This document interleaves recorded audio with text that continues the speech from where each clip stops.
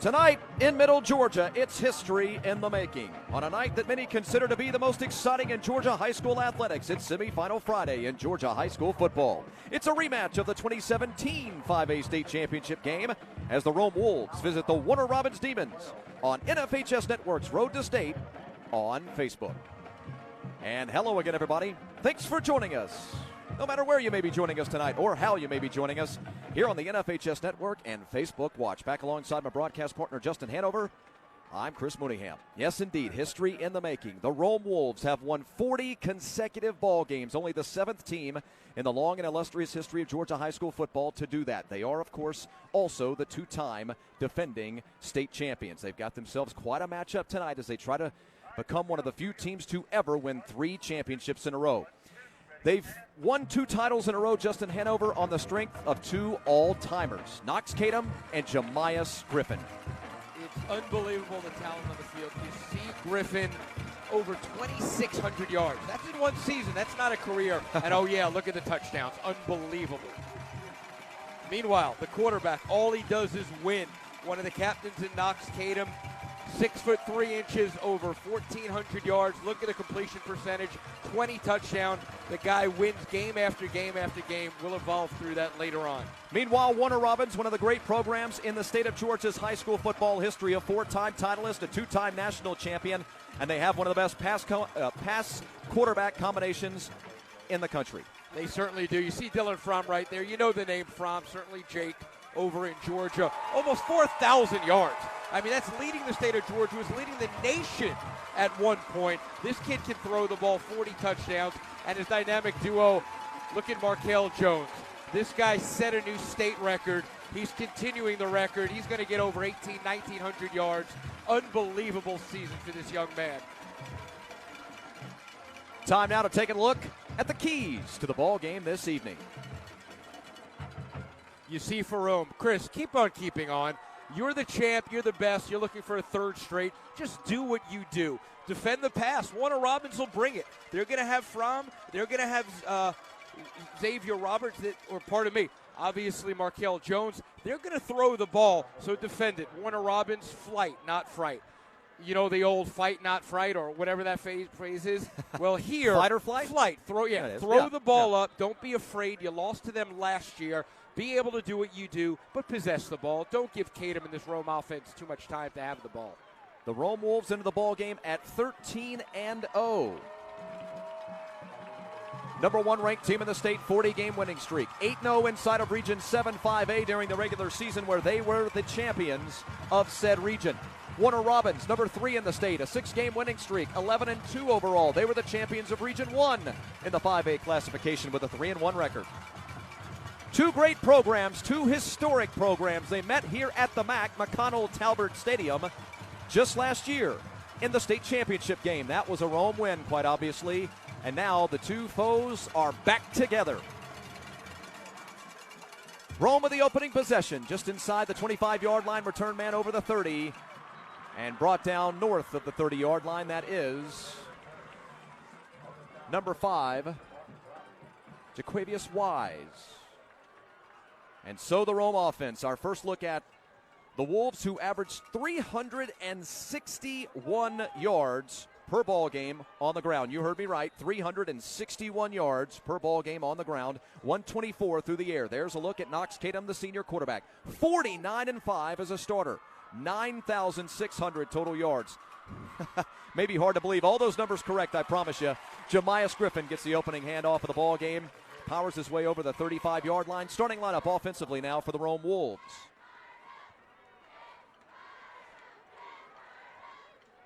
You see Kadum over there just handed it off to Griffin. A nice 5-6 yards up the middle.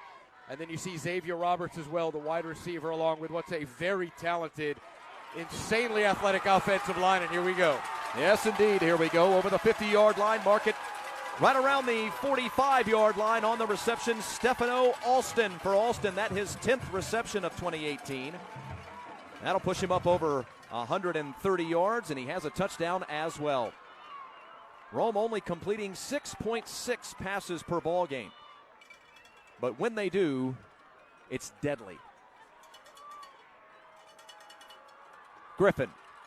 Jemias powers his way in the middle, and he's wrapped down at around the 41-yard line or so. It's Leslie, Green, Gaines, Norton, and Floyd on the offensive line. Some believe this is the top offensive line that Rome has had in this great, dynastic, historic 3-year run. Aiden Gaines, kid we've been hearing about since he was a 8th grader. And here's who they'll face. And you see what Mike Chastain's team has struggled a little bit earlier in the year, but Chris, they've come around. 31 points the last 7 games speaks for itself.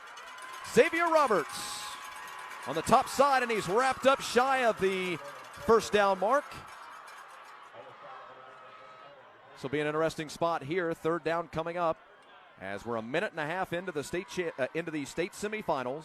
It feels like a state championship, though, doesn't it? Well, and some, of course, do believe that this is the state championship game. Stockbridge and Bainbridge, of course, would have something to say about that. And we'll keep you updated on their score throughout the evening, which, of course, you can also take in on the NFHS network as the Bearcats try to continue their Cinderella run as they take on Stockbridge down on the south side of Atlanta. Knox Tatum, right-hander, 3-step drop, look. Midfield stripe fires. Down here, bottom side, got his man, make a move at the 30. Get out of bounds at about the 25, maybe the 26-yard line once again. Stefano Alston. 2 receptions in the ball game. This will move the sticks. Just too much room there. Jatavius Bryant was a good 7, 8, 9 yards off of him. Kadum throwing across the field. It wasn't a simple pass. We'll watch it again, and he had plenty of time. Look what the O-line does here, Chris. A beautifully clean pocket, throws it across the field. Not even a defender in the picture. They've got to clean that up defensively if they want to compete tonight. Especially odd because Warner Robbins was playing back, waiting for the pass. Correct? Yeah, you know it's coming. In that 3-4 defense that Warner Robbins will come out in a multiple look 3-4 where they'll move guys around. They love their linebackers. You saw Jemias Griffin on the carry there just a moment ago. What do they call that, the Wild Wolf? I suppose so. The White Wolf, if you will. It's a Game of Thrones reference. All right. I'll move past it. 2nd long coming up. Real good drive, mixing up the run and the pass so far. 40, 45 yards on, 4 plays? Flea flicker. Kadum's got his man in the end zone, and he overshot him. My goodness, the intended man was Adam Peterson. Peterson looking for his first touchdown reception of the year. It would have also been his 4th catch overall. Here's the thing, though, Chris. Yeah, the intended man was Adam Peterson. It shouldn't have been Adam Peterson. They had a receiver in the middle that was well more open. I don't know if we'll be able to get to see it here, but I think Knox had a couple of guys. Up top was the easier throw, and he just looked left and never looked anywhere else. It's a rarity to see Kadum throw an incomplete pass. 64% for the year. 80 of 124 entering the ball game. 1,473 yards, 20 touchdowns. Kadum yet to throw an interception this year. He's under duress and brought down at the 35-yard line. A key defensive play early in the ball game for Warner Robbins. Caleb Thomas, the senior defensive end, comes up with the sack. Big-time play, just came through on his own. Nobody else helping out. As we take another look at this, look at Caleb, big number 17, just won that one-on-one battle. Nothing at all that was able to stop him right there. As 56 just got beat.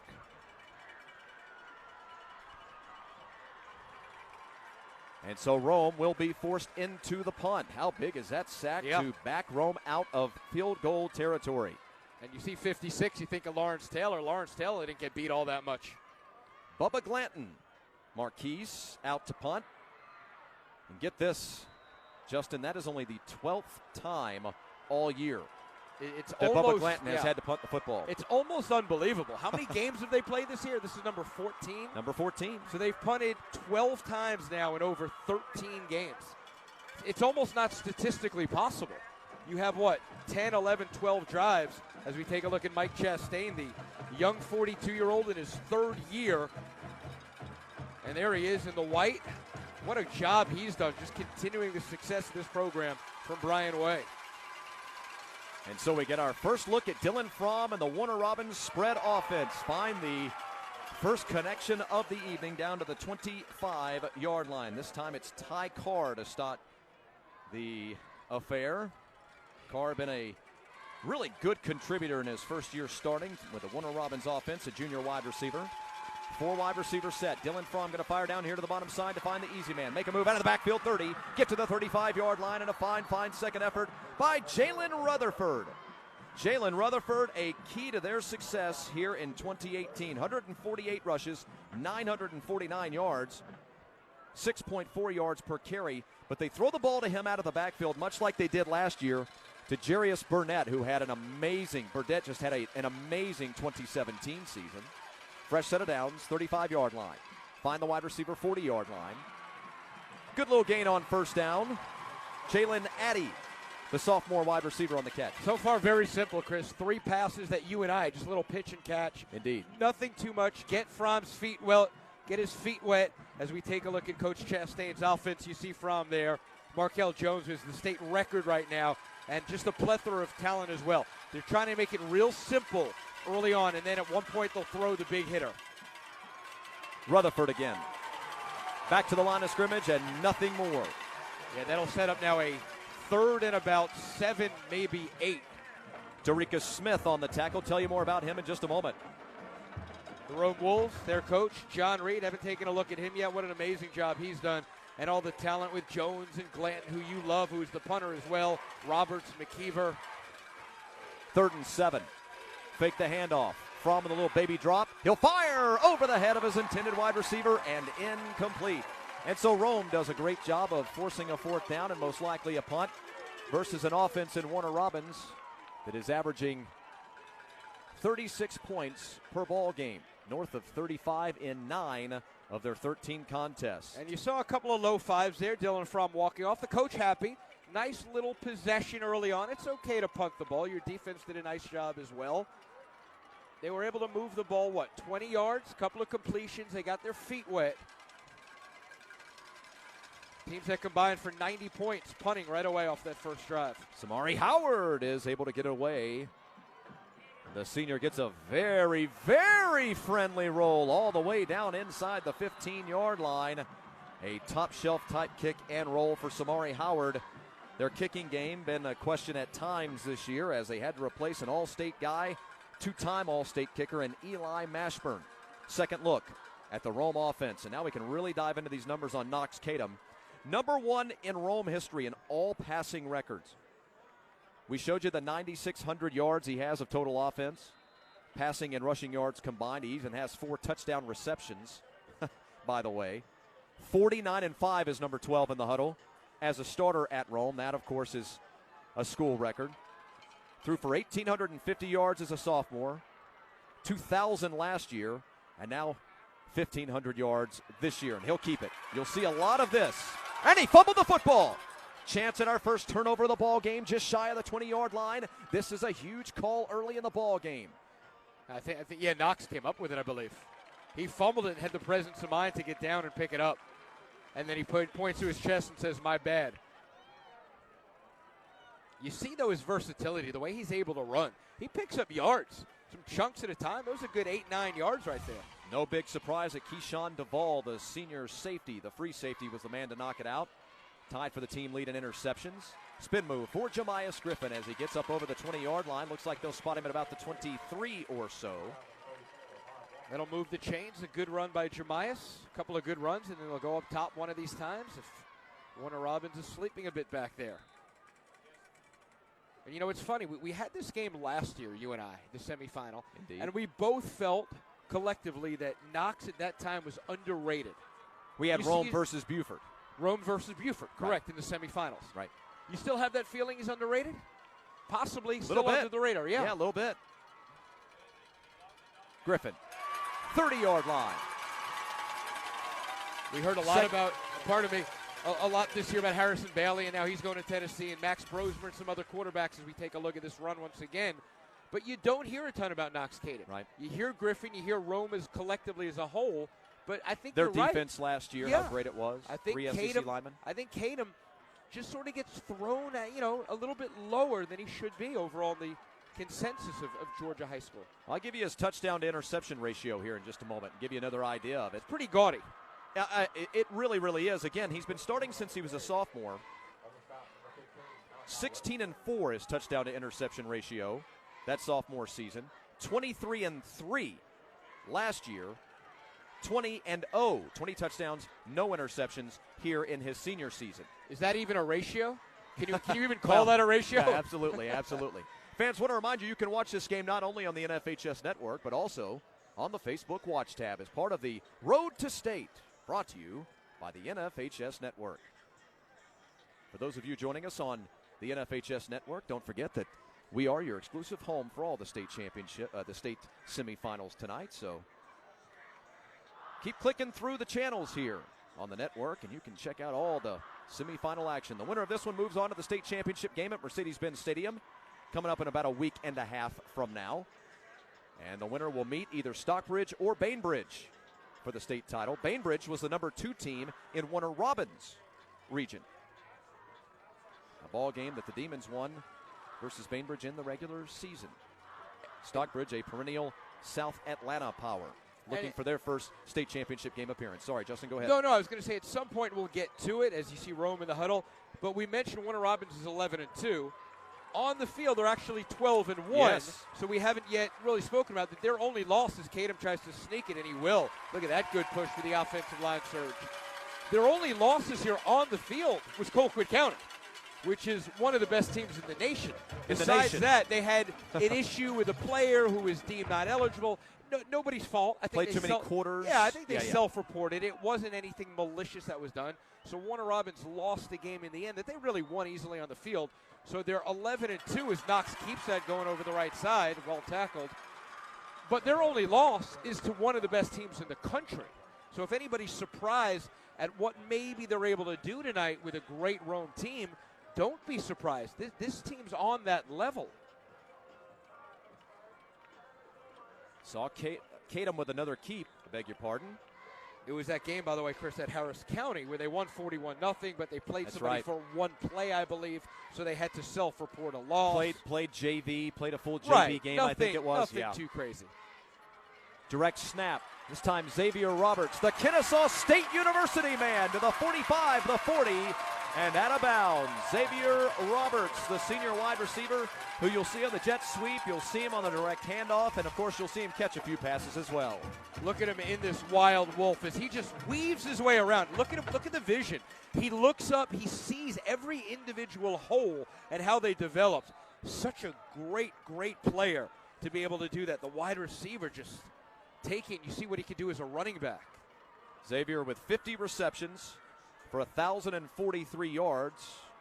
Don't worry, I'll do the math for you. That's 21 yards per catch. 15 touchdowns. All, of course, lead the club for a team that doesn't complete a lot of passes. Again, Kadam came into the ballgame with just 80 completions. 50 were to Roberts. Griffin gonna flip it to Roberts. Look at this. Kadam a deep ball. Got a man down there. Xavier Roberts right on cue. Hootie-hoo for the KSU Owl. Touchdown Rome, and it's 6-0. It's almost unfair. If you play it straight up, Rome's too good. When you start doing the trickeration like that, what, 4, 5, 6 people touch the ball on the Wolves on that one? Boy, what are you supposed to do? If Brian Bohannon and the Kennesaw State Fighting Owl FCS Powerhouse program can hold on to that kid and keep him and his commitment locked in, get him on campus, he's going to be quite the weapon. Extra point by Alonzo Rodriguez is up and good. Rodriguez, by the way, 83 of 90 on the year in PATs. Not too bad. And so Rome strikes first in the state semifinals. I mean, if you're ESPN top plays, maybe take a look at this one. 4 or 5 guys touching the ball. Roberts just seeing the ball in. He knew where he was in relation to the end zone and the defenders. You could tell he just wanted to see that ball in and back his way into the end zone. Wow. The champs looking to be champs again with a phenomenal play. So Kadam to Roberts at 3:49 first quarter. And it's 7-0 Rome. And Xavier right now 1 away from the all-time career and season Rome records of Jay Creamer. Yeah, Jai had, Yeah. God gracious, that kid had such a Oh, career. yeah. Yes, absolutely. He Creamer just now down at left. Samford. Yeah, just left right before everything came together. It's a shame. You would have liked to have seen him one more year here. He almost deserved it. He was part of that 15 team that upset Stevenson when I think Stevenson was top 5 in the state in the first round of the state playoffs. A ball game Big that they upset. won. It was quite dramatic. I remember that, yes. Absolutely. But he was such a weapon. I mean, he still has sort of these records. You just wish he had one more year to enjoy all the success that he sort of helped build. And then when Coach Reed came in, the turnaround artist, what John Reed has done. By the way, John Reed cannot win without Knox Cato, just so you know. Knox is 49-5. John Reed is 49-6. He cannot win without. He's only a product of Knox Catom's success. We'll dive into Coach Reed's numbers in greater depth here in just a moment. Look at this. Warner Robbins trying to answer very quickly. A ball just absolutely floated up there. Now, that's a beauty of a play, by the way, because that is a designed stop and catch to let the defensive back fly by as Markel Jones makes the catch. Dive into his numbers again in greater depth in a moment, but I'd love to have you break down this play. Well, you see Decarion Jones, who's back there, the safety, not at all looking. That's one of those plays, though, that he knows it's possible as they run over the left side. Good gain of about 7 or 8. For Rutherford, the sophomore. Decarion Jones, though, knows he has timing defensively on that, so he's sort of understanding what can happen again. So that's one of those plays that they've done once, and they've got to be careful again as we check out the road here. The wins over Locust Grove, Ware County, and Clark Central. Not by a ton, though. Good games. Yeah, Dave Perno's squad played some really good football last week, but Warner Robbins was able to survive it. Let's hope somebody survived that collision right at the line of scrimmage. Raekwon Jones, the junior defensive tackle, 6 foot 275. Okay, if you say so. He looks a whole lot bigger than that. Yeah, just his ninth tackle for a loss. His fourth strength, Chris. He just bowled in there.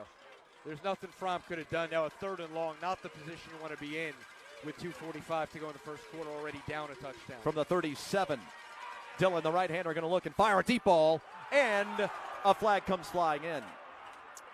Well, it looks like it was inadvertent, but the correct call nonetheless. Feet got tangled down below. I don't think there was anything at all malicious, but in the end, we know how the rules in all walks of life favor the offense these days.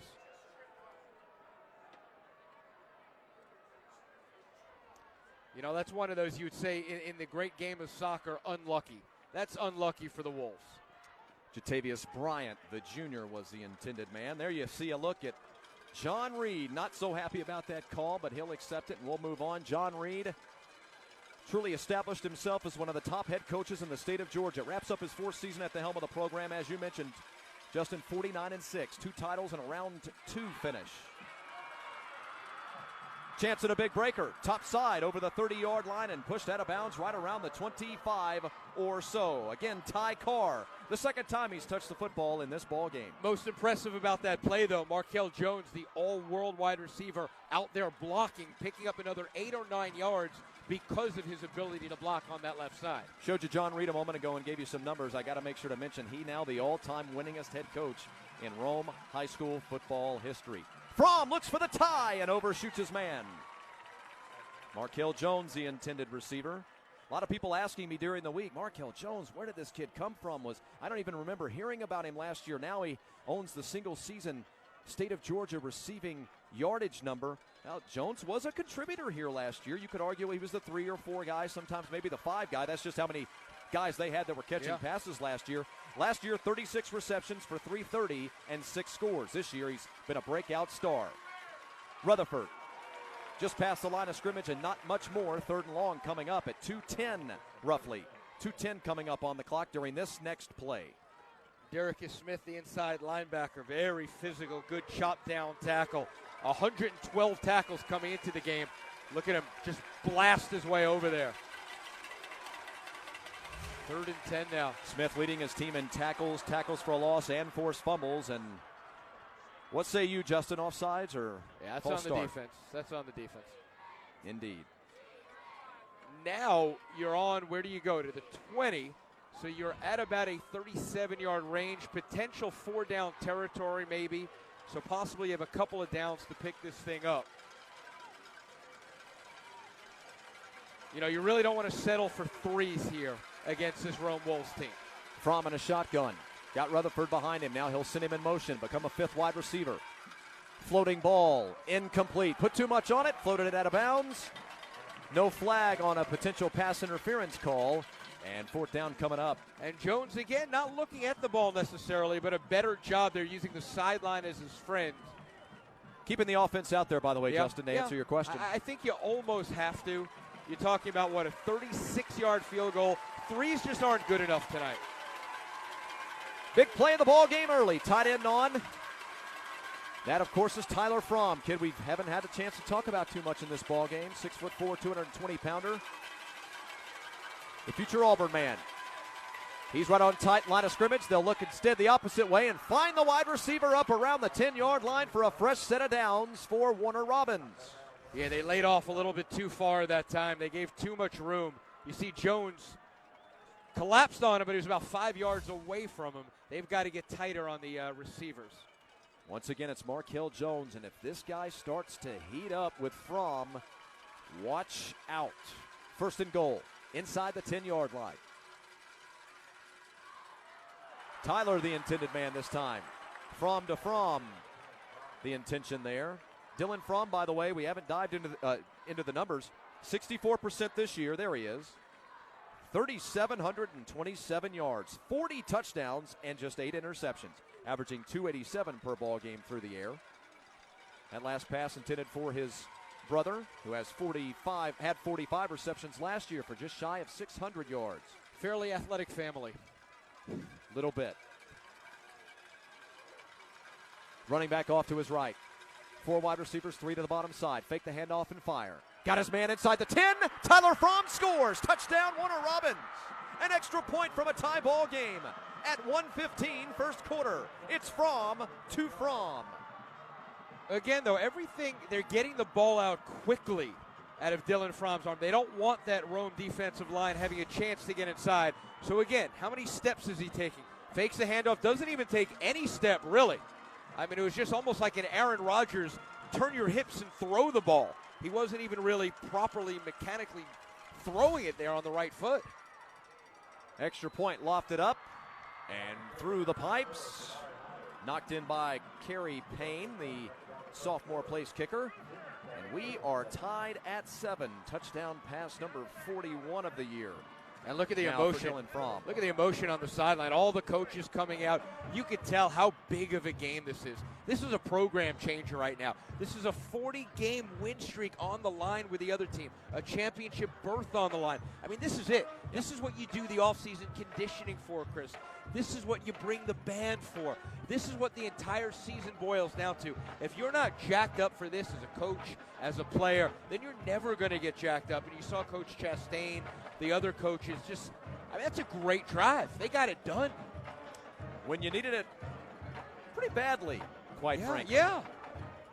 Remember the penalty also. It was a 3rd and 10. Penalty made it 3rd and 5. They went for it, passing up the field goal. It's an aggressive team. Look at the crowd on a beautiful night. What is it, about 65 degrees out here? Gorgeous night. Just a gorgeous night. Well, after the bitter cold we had last week, and apparently we're going to have some precipitation, some freezing precipitation coming up next week. Don't say that. Don't say it. You just mean don't talk about it. You know it's coming, and you know that it's true. You just don't want me to get into it. You mean a year ago, right? You're talking about pre. I mean to tell you, if we have state championship games postponed for the 2nd consecutive year because of the frozen precip, I am going to lose my ever-loving mind. Yeah, that would be the epitome of bizarre. But Rome's 40-game winning streak, trying to defend their 2-time championship. They throttled Jackson of Atlanta, Maynard Jackson, Cedar Shoals, and then, just like Warner Robins, their quarterfinal matchup, a little bit tougher against a very good defensive team in Dutchtown. In fact, you could argue that Dutchtown was the best defensive team in their classification, and you could take it a little further and say they were one of the best in the state regardless of class. Yeah, but Rome, was able to survive them. Dutchtown, I believe, I don't know the exact numbers, Chris. I think it was something like 31 points allowed coming into that game. It was something just off the chain. In 12, 13 games, they allowed only like 3 or 4 points per game. 3 wide receivers with a fullback in the block. Jemias will get the handoff. Griffin skirting and shimmying and shaking his way up north of the 35, just shy of the 40-yard line. Jemias Griffin with 112 total touchdowns in his career. And this will be a great articulation of his skill set. And look at the offensive line. You see how they pull big number 56 there. Now another first down as they look to really assert their will and try and grind down this Warner Robins team at the end of the first quarter. We showed you his seasonal numbers. Jemias, 262 rushes this year for 2,662 yards. The 2662, ninth in the state of Georgia's single-season history, dating back to the 1940s. Jemias Griffin and the Rome Wolves battling Dylan Fromm. I almost said Jake Fromm. Dylan Fromm and the Warner Robins Demons. A semifinal for the ages, tied at 7-1. It's an FHS Network's Road to State. Facebook Watch.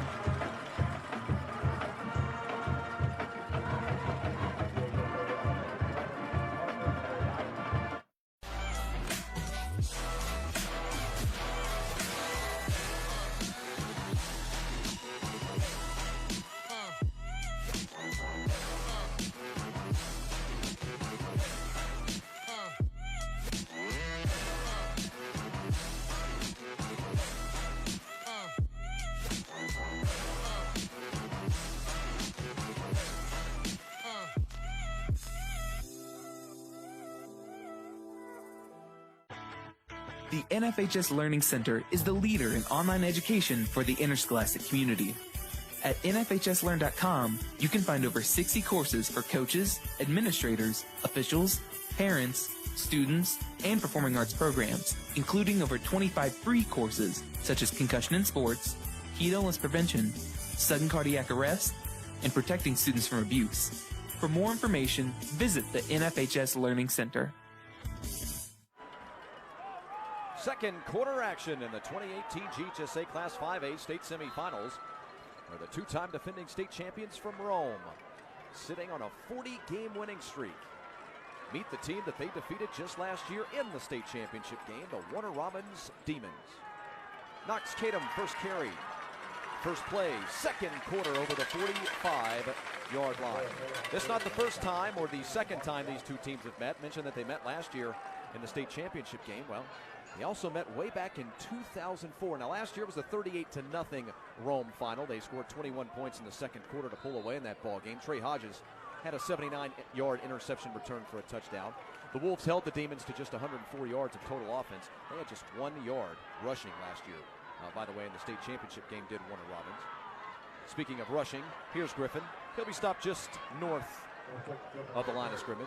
But these two teams met back in 2004, a ball game that now fans of both of these schools will remember greatly.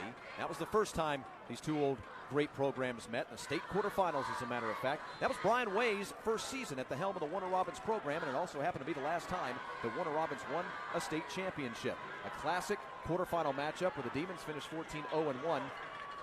Rome suffered their first loss, ending their season at 12-1.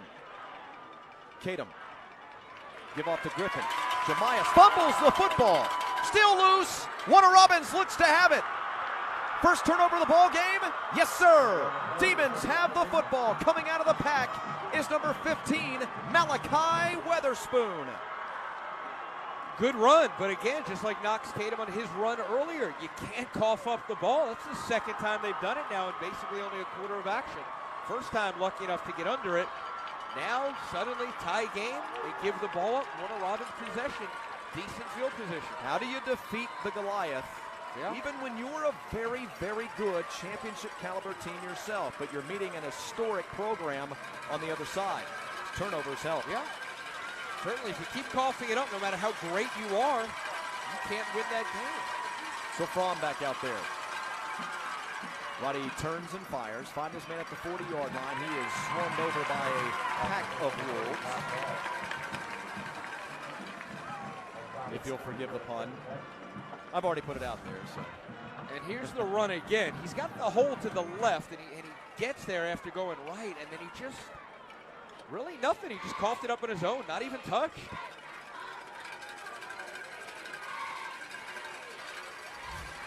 From the 2017 5A Offensive Player of the Year down here to the bottom side. Has Rutherford again. Jalen makes a great move away from the first defender. And a great second effort.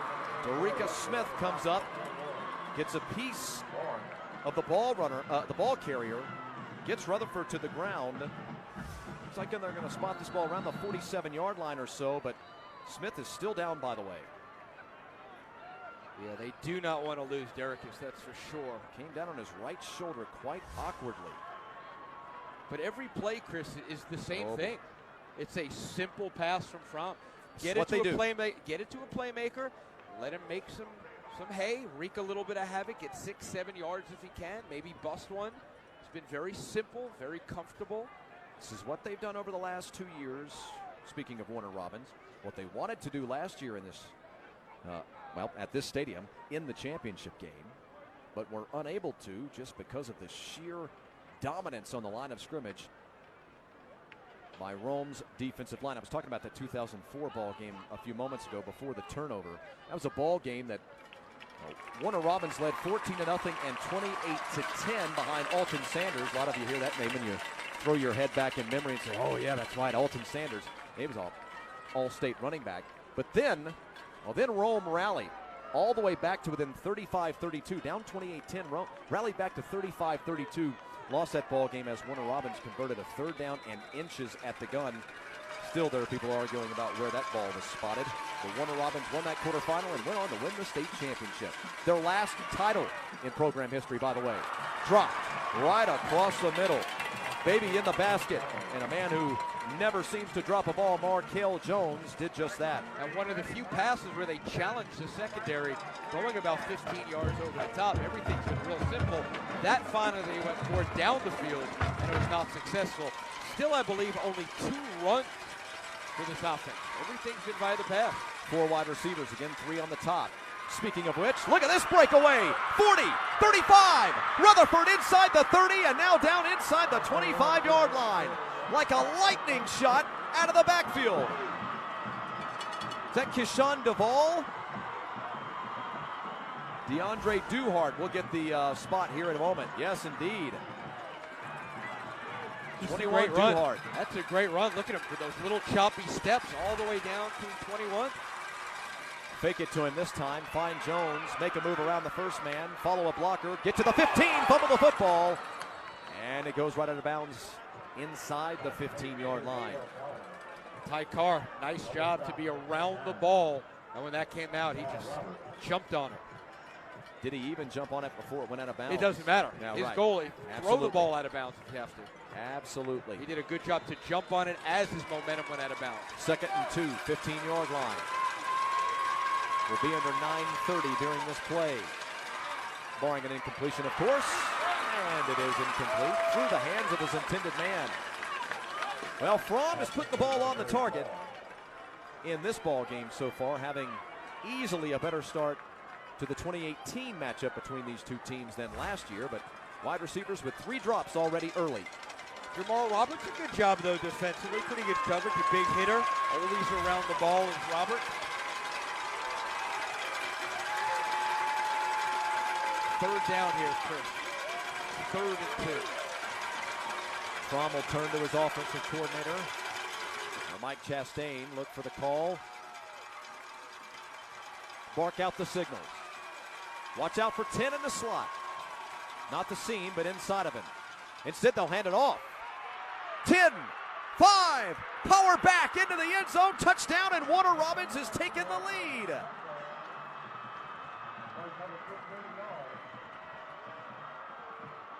Wow, so you put in some other players, and look at this. What a good run. They really established a little bit of a running game, something they had not done to this point. 2 21s on the roster, just to give you a look behind the scenes here for Warner Robins. 2 21s on the roster, but we believe it's DeAndre Duhart, the junior. Keyshawn Duvall is the defensive player wearing 21. This should have been Duhart, that just scored the touchdown. And with the extra point, he's helped to give his team a 14-7 lead on the mighty Rome Wolves. Look, if you can develop the run, which they finally just did, Rome has got to be careful now. They can't just play the pass. It looked early like they were just staying with it. And all of a sudden, the offensive line blocking. Duhart not even touched until he hits the 5-yard line. By the way, points off of turnovers.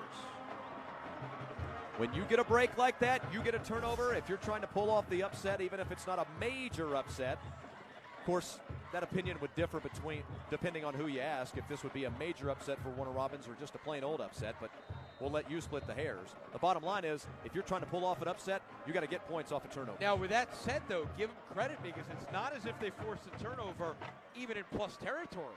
They still had to drive 60, 65 yards, 70 yards, and they did it pretty quickly. Real good drive.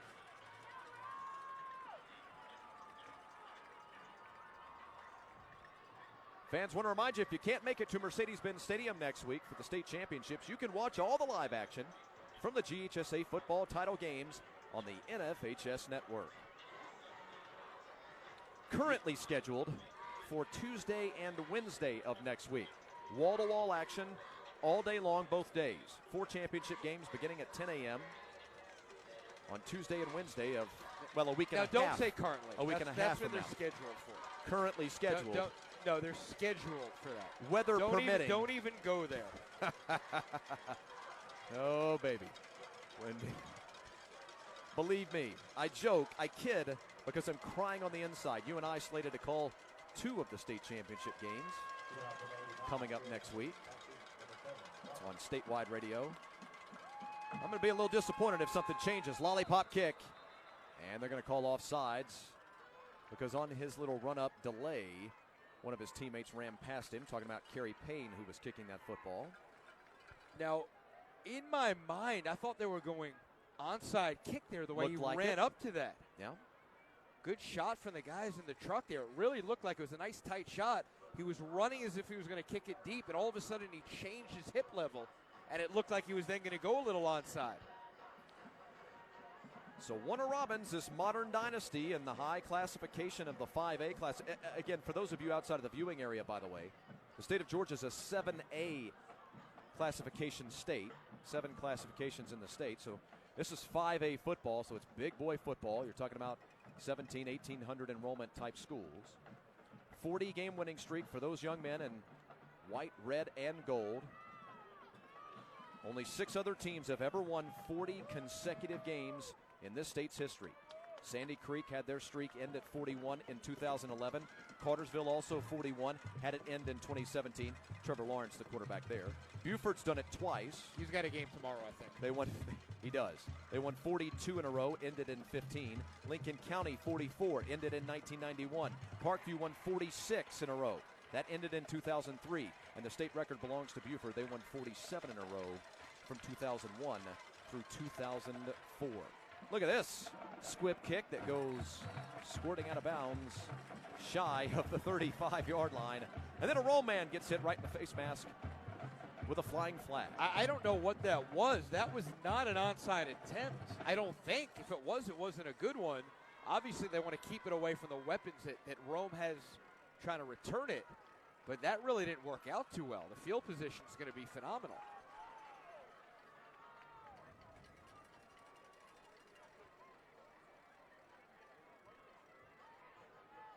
Decision here, do you make them re-kick it, or do you take the good field position? You know they're not kicking deep, so assuming you don't fumble it, you're always going to get good field position. Do you want better field position? I mean, you get it on your 42, I think you'd be happy with that and move on. These decisions by the coaches always remind me of one of the great all-time games in Georgia high school football history. Stevenson and MLK for a region crown. Gosh, what was it, 2013, I think? Ron Gartrell tells his kicker 3 times, don't kick the ball to Blake Tibbs. Don't kick the ball to Blake Tibbs. They kicked that football, that kickoff 4 times, I think.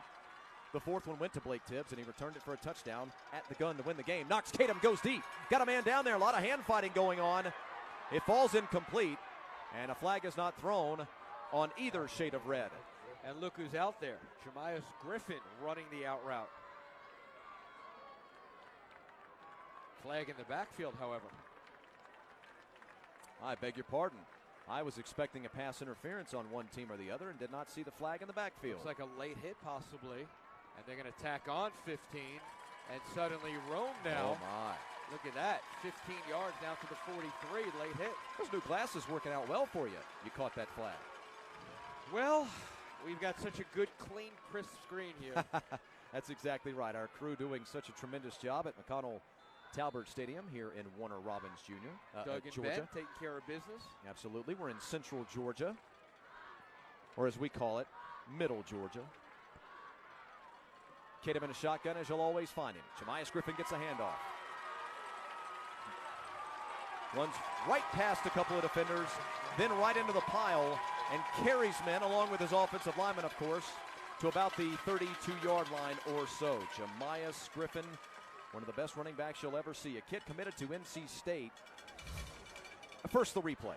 And he'll say hi to Trey Franklin. Watch him and Trey Franklin, number 1, come on in here. And they'll just sort of, well, we didn't see the end of it, but a couple of words there post-play.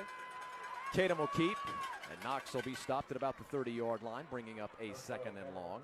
Jemias Griffin, I want to say this delicately because I don't want it to sound like I'm speaking negatively towards NC State. Fine program. Top 15 team a lot of the year. Exactly sure. right. Very consistently good over the last few years, of course.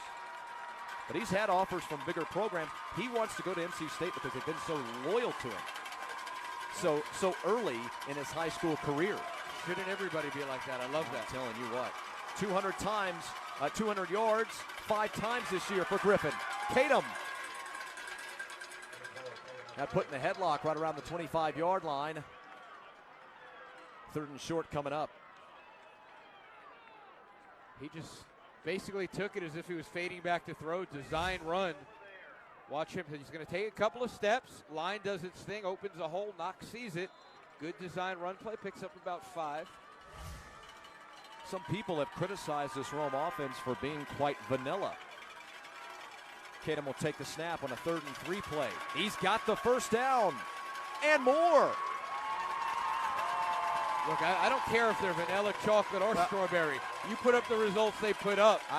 Well, that's where I was going. First, the replay. And you see the block on that left side. I think that was number 54. Not sure exactly who it was, but a real nice block to give that hole to Kadem as they pick up another first down here. I talked to John Reed about that. And he said, well, it's easy to do when our players are just so smart, so savvy, and execute so well. Look at this play. Wow. A jump ball right in the middle of the field. Kadem, however, throws this ball into what has to be described as triple coverage. No, that's quadruple coverage. There were 4 guys there, Chris. That's, for a guy that hasn't thrown an interception all year, I don't know if that's a great decision off his back foot. And look right there. Well, you know what? Triple coverage. All right. The 2 other guys weren't really involved. Jemias nearly caught that football, by the way. Jemias Griffin, by the way. Still not the play, though, you want. Exactly right. Griffin looks for the 10-yard line and has it. 3rd and very short coming up. Jemias, some more numbers on him. His season low this year, 141 yards. You know you've done some special things when the low that you've had this year on the ground, 141. He went for 339. That was his season high of the year versus East Paulding. Went for 238 last week against Dutchtown. And he probably played in that East Paulding game up until about the half, maybe a little into the 3rd quarter, as a lot of these games are for Rome. No reason to play that much. That's the other thing. No telling what these numbers would look like if Rome had to keep these guys out for an entire ball game. Griffin has powered his way, spun his way past the 5-yard line, and given his team a fresh set of downs. 1st and goal is coming up. Give this offensive line a ton of credit, though. Look at them pull with number 60 there, Devin Floyd. He pulled, went to the left, created enough of a gap to get down to the 2. Make it the 3. You know, the offensive line, sometimes you don't get the credit. You think Jemias Griffin all throughout the state. Griffin. It's these big guys up front that are really doing the job as well.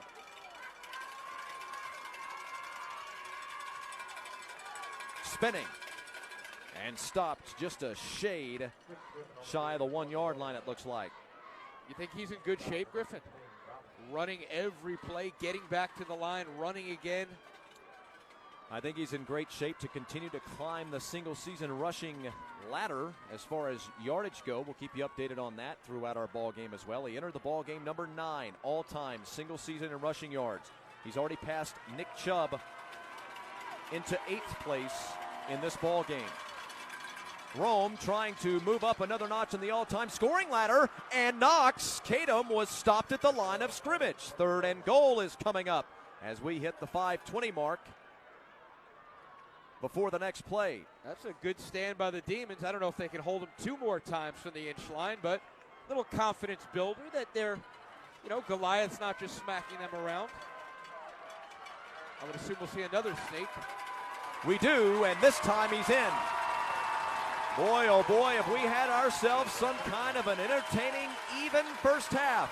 Quite fittingly, we're an extra point away from a tie ball game.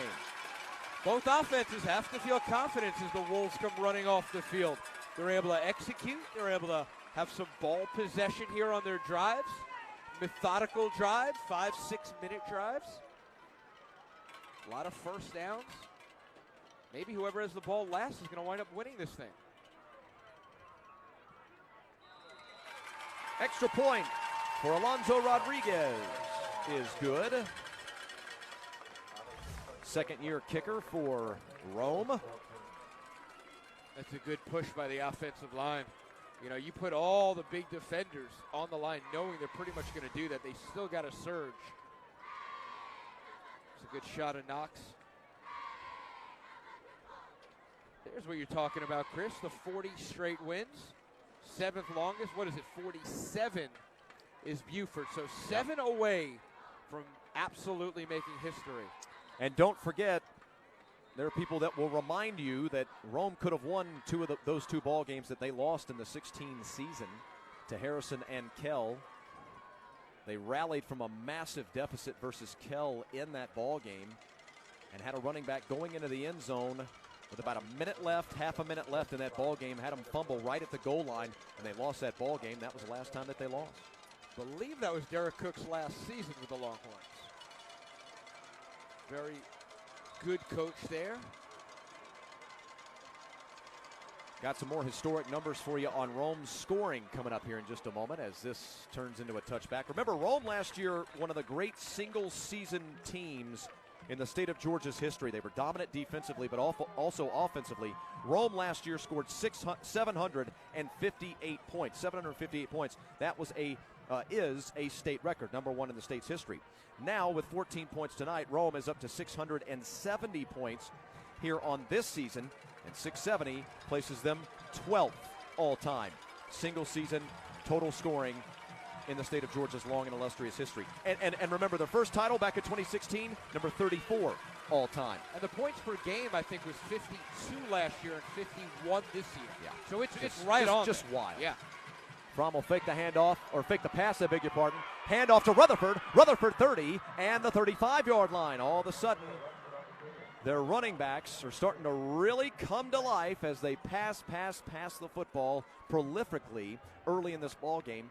Now, all of a sudden, here in the second quarter, it's opened up the run game. Use the pass to open the run, a little backwards, but it works. Now, if you're Rome defensively, you have to respect both. Fromm. Both these 3-step drop, looks and fires, has his man, 45-yard line, spun down and tackled right on the spot. But a good pitch and catch there. Jalen Addy makes the reception, the sophomore wide receiver, a kid whose emergence here in 2018 has helped take this offense to a new level. And listed as a quarterback, so he's very athletic, obviously. Clock continues to wind. We're down under 4.5 minutes remaining in this first half. This time the pitch and catch to Ty Carr Jr., or Ty Carr, the junior. The dream scenario right here. You bleed all 421, you score at the end, you go in up a touchdown. And I believe, they had the ball first, Warner Robins did? Well, you've caught me flat-footed, Yeah, no, my friend. I cannot I'm remember. trying to remember. That's absolutely wild. I believe Rome. We've had a lot of action in this first half, my back friend. and forth. Fromm looks and fires, comes down here to the bottom side, and finds Markel Jones yet again on the reception. Markel Jones, and 1,800-yard receiving man. Can you believe those numbers? No, just I can't. incredible. I can't. That's the most in the history of this state. So, no, we've never seen this before. And I don't know how you stop that. It's almost like if you want to get 6 yards every time, you've got to respect it, and they can almost do that every time. Fake the handoff. Fromm will fire. And he put it just a tad bit low for Ty Carr. 3rd and short coming up. Any chance you'd think about running it here at 4:02 second quarter? Well, you're on the 41. You've got a 3rd and 2. Yeah, absolutely. I mean, I would call this 4-down territory. You've got 2 plays to pick it up. Put a little run in here.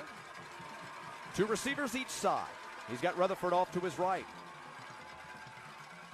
Fromm will step out of it, check with his coordinator, and Rutherford will flip sides. Fromm in the slot.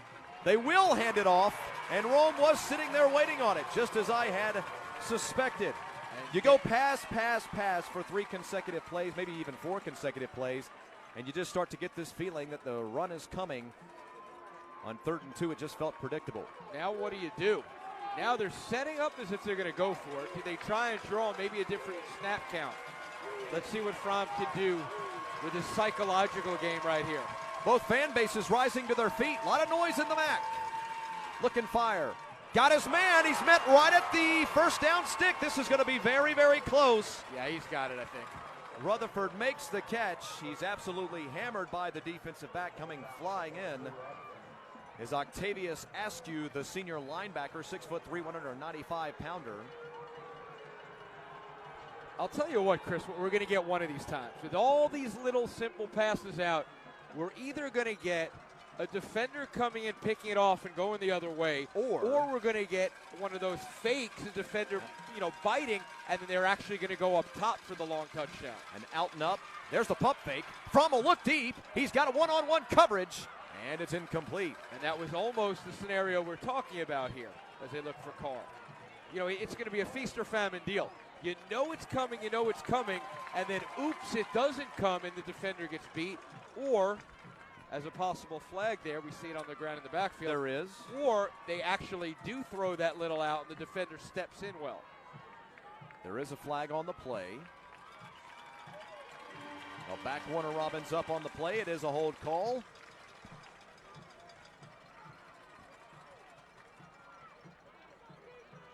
First and 15. I'm sorry, 1st and 20. 1st and 20 coming up. 49-yard line. And you'd like to milk some clock here, 3:08. You don't want to give Rome a ton of time, even if you have to punt the ball here. So I would expect a run play or 2, and then maybe 1 down you try and hit him. Duarte has checked into the ball game, by the way. At running back for Warner Robins, DeAndre Duhart, who's had a couple of top-shelf runs in this ball game so far. A little power pack. Fromm checks with him.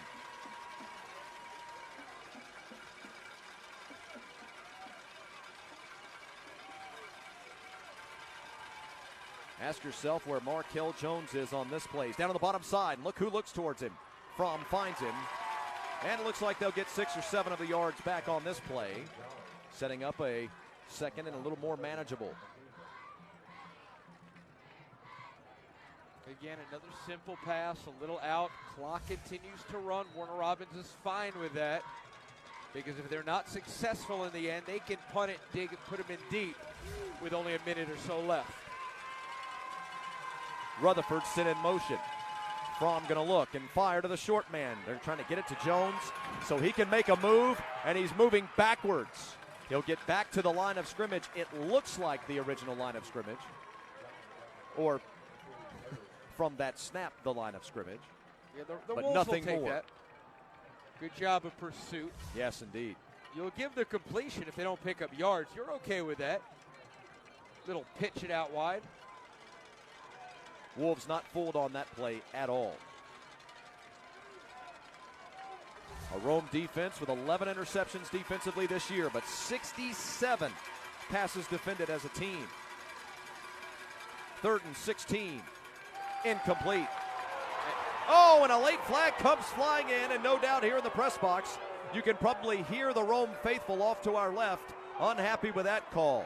I don't know about the call, but Justin, that sure was a late flag. I mean, it certainly was uncatchable.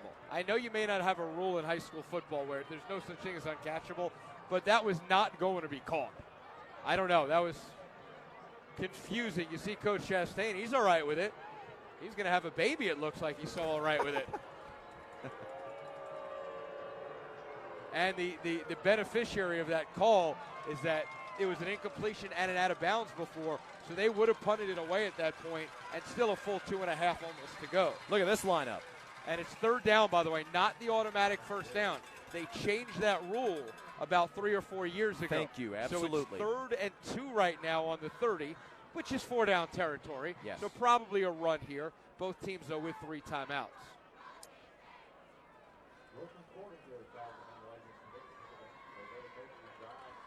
You see Coach Chastain there in the white hat, letting his coordinators sort of do some of the coaching as he just hangs out.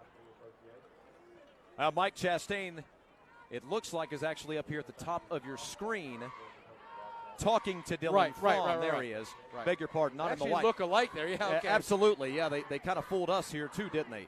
You can see him talking right now to 52 on the left-hand portion of your screen. That's Mike Chastain. Hey, I thought it was Chastain earlier, the guy with the white visor. They got both of us, buddy. They got both of us. All good. So 2:23 remaining in this first half. Eyebrows raising all across the state as Warner Robins is doing what some thought they could, giving the 2-time defending champions a ball game, 14-14 as we near the first half mark. And let's remember the theme the last few weeks. Buford going down, Grayson going down, Parity. Did you and I bring our upset jinx Look at this, down to Middle Georgia? Yeah, this is a wild lineup that will produce a first down. I'm going to tell you what, I think that the handoff, yes, indeed, it did go to number 34, Ahmad Walker. Walker, who is a part-time running back. Look at this most setup. of the time linebacker, sophomore. They didn't know where the ball was. They didn't know who the quarterback was there. Nick Burge, I think, was fooled literally where the quarterback was. That's your emergency fourth down play. Burge will get, Walker will get the handoff once again. Couple of linebackers, Burge and Walker, a couple of linebackers who will play running back at times. Fans also want to remind you, coming up at the half, we'll have a look at one of the great bands in America and also look at what's trending in high school football across the country. Presented by Max Press. Fromm with a little baby drop. He'll step up into traffic and be dropped at the 25-yard line. Minute and a half remaining in this first half. And now you start to think about field goal range. Still the Demons, by the way, with 2 timeouts. Kerry Payne, the sophomore kicker, with not a very deep range. They feel like they want at least 5, maybe 8, 10 more yards to get into said field goal range at 1:15 now.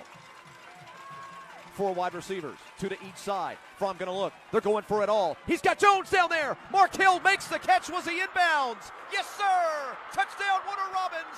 And the Demons have taken the lead. It's 2014 at 1:06 remaining first half. Well, Mark Hill Jones continues his historic season. That's exactly what I was just going to say.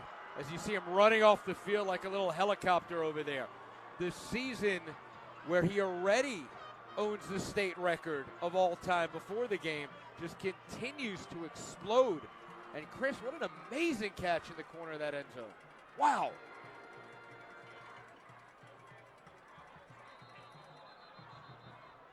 Flag blows the play dead. I'll tell you what, obviously there's no replay here in high school football. I would like to see it. I'm not saying replay as a whole, but that play again. I mean, he You'd may like have to see been the in. officials go into the headset and check Look, that one? I'd like to see that play again because that was close. It was in the corner. Yeah. So Warner Robins with a key moment. Mark that moment in your mind. I know that seems like an obvious statement, but you get a touchdown right here before the half. Payne will stick it up and through the uprights. 21-14. Not just because of the obvious. Yeah, well, Warner Robins took the lead, Mooneyham. We know it's big. But I mean mentally, momentum-wise. That's huge, especially when you're trying to pull off whatever level of upset you consider this to be. And let's take another look at this. You see the running back come over wide, which opened the field up. Here's Jones. Touchdown. Yeah. Wow. That's an all-state play right there. Phenomenal catch. Remember, though, again, that penalty, the interference call, it kept the drive alive. It would have been 4th and 15 had that not been called, and they would have had no choice but to punt from midfield. So, again, it's part of the game, but that's a call that really hurt Rome. They have 3 timeouts left. They'll have a full minute to go. Field goal kicker that's got a range of about 45. Kicked one from there last week. Back and forth scoring in this ball game for the most part. Yeah. Second lead for Warner Robins. Rome scored drew first blood in this ball game. Flag going to draw this play dead. Flag starting to pile up, by the way. Well, Rome scored first. Both teams. Warner Robins the next 2. Rome tied it up at 14. Now Warner Robins, so it literally is a back and forth.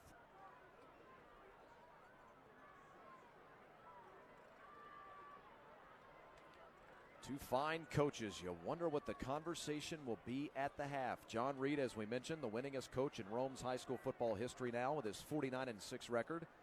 2 titles and a round 2 finish. One-time Tift County head coach. Resuscitated that program.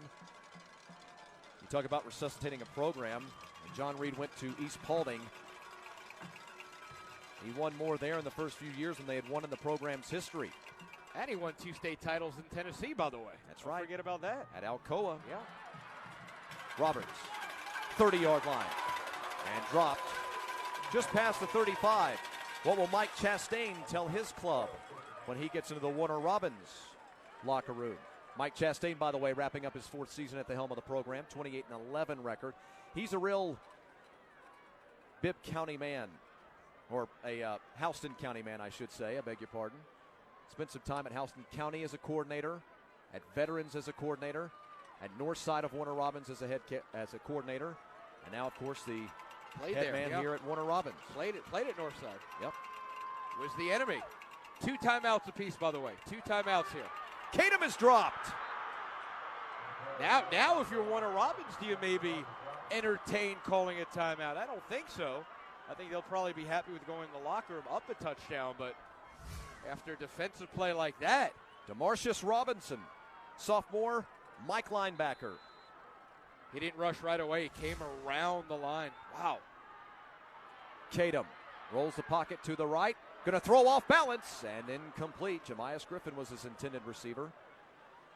And for many people, this has kind of been the one, gosh, I don't even want to say black mark, maybe just a little smudge mark for Rome. That people have wondered there's just a lack of variation sometimes in their play call, and I'm not telling you that I feel this way, but this is what people say. Being down 21-14 with a little bit of time left. They're not a pass-heavy team. This is not necessarily the situation that they want to be in, are comfortable in, can be quite as productive in. And don't look now, but Warner Robins, if they chose to, sure could use a timeout. Why not? Why not force a punt at least? I do not know. Why not call a timeout, make them punt the ball? You don't have to even receive it. I surely would. Sure. Got a man down on the turf, and he's wearing Warner Robins red. They'll get him picked up. And it looks like he'll get off the side, or get to the side under his own power.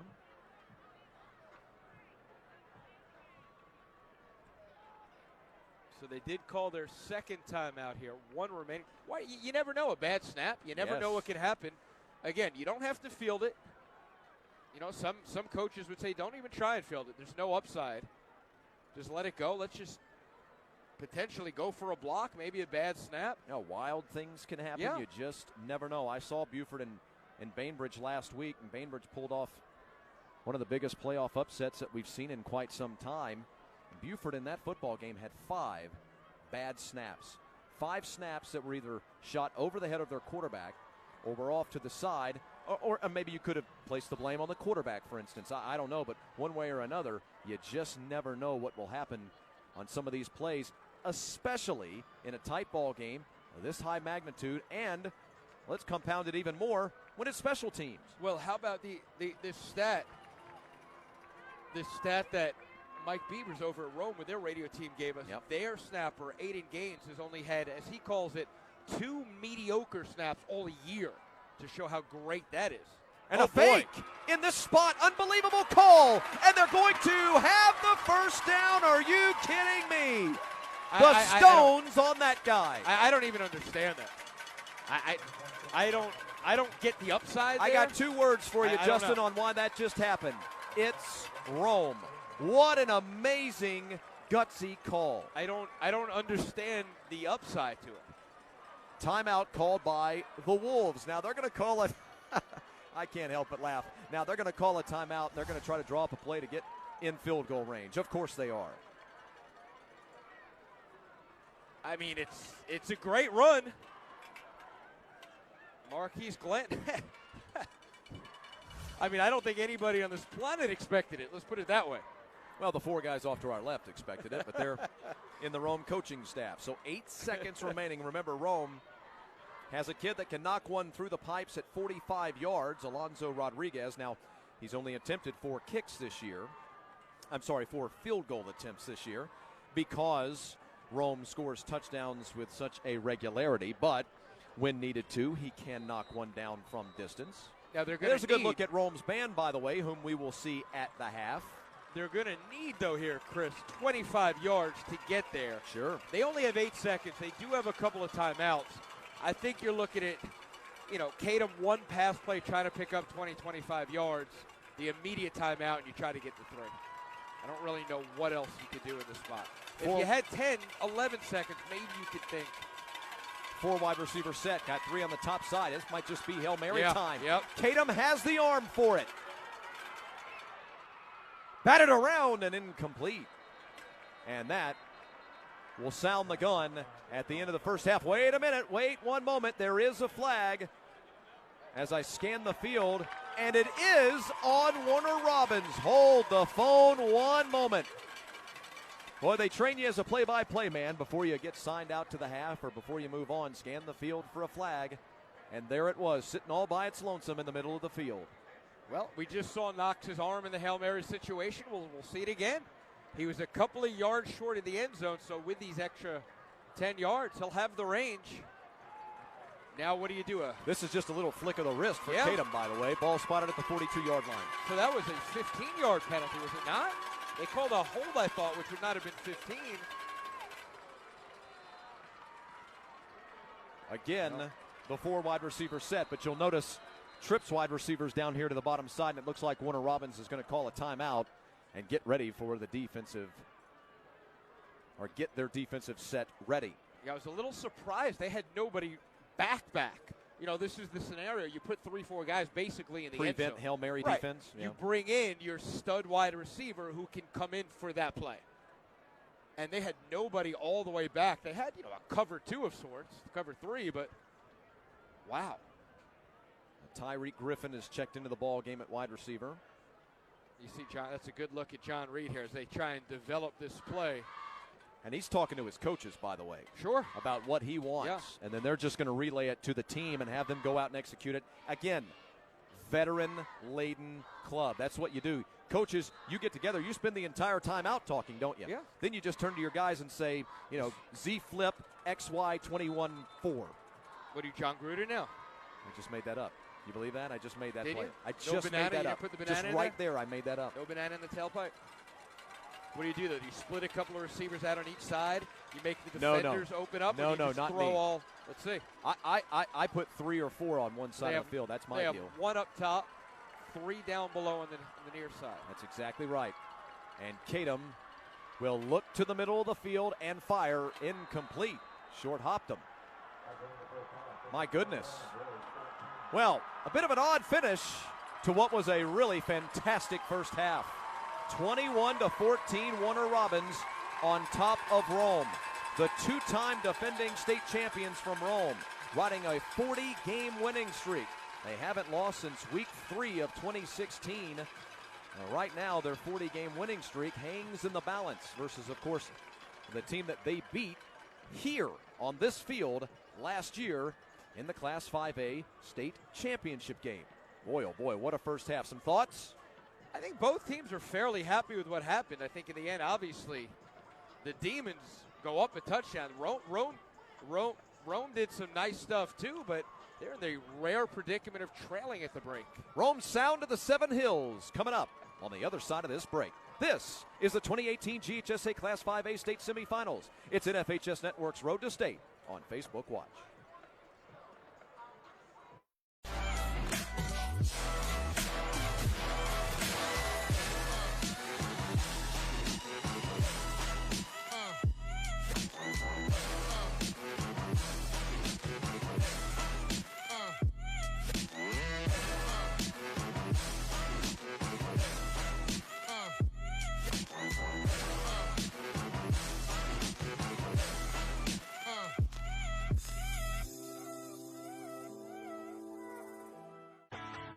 The NFHS Learning Center is the leader in online education for the interscholastic community.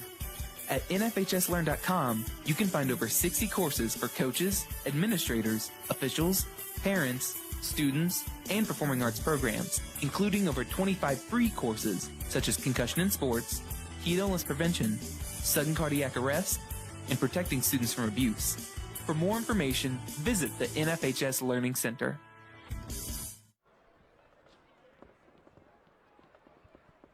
Rome's sound of the Seven Hills Marching Band, 252 members. Band director Chad Hanna is their leader. In 2018, they were the grand champions of the Northeast Alabama Marching Invitational and the grand champion of the Jackson State University Contest of Champions. Time now to join down on the field. Rome's sound of the Seven Hills.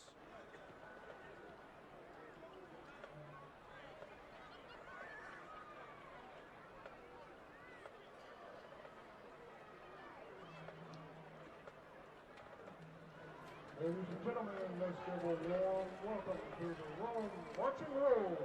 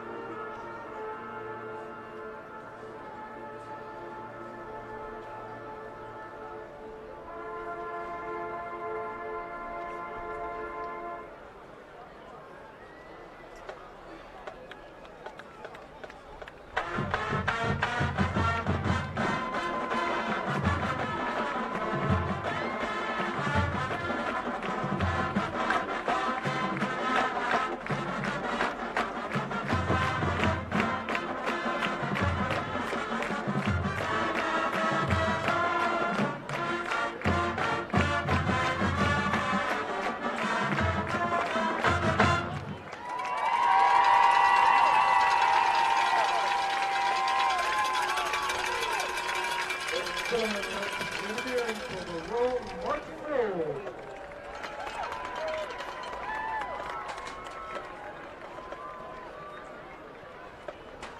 Tremendous renditions from the sound of the Seven Hills. More coming up from the MAC in Middle Georgia, where Warner Robins leads Rome 21-14. This is the NFHS Network's Road to State on Facebook And now, Watch. ladies and gentlemen,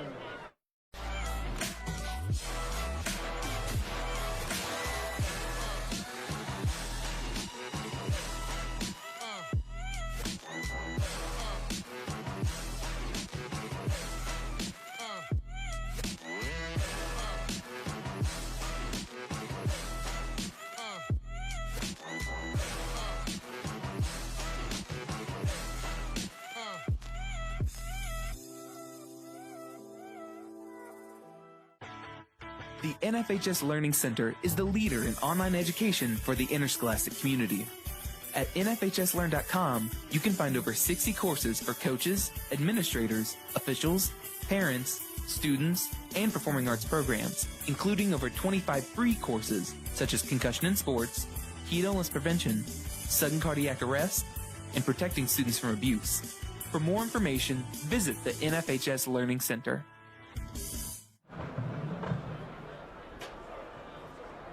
And now a look at what's trending in high school football around the country, presented by Max Preps.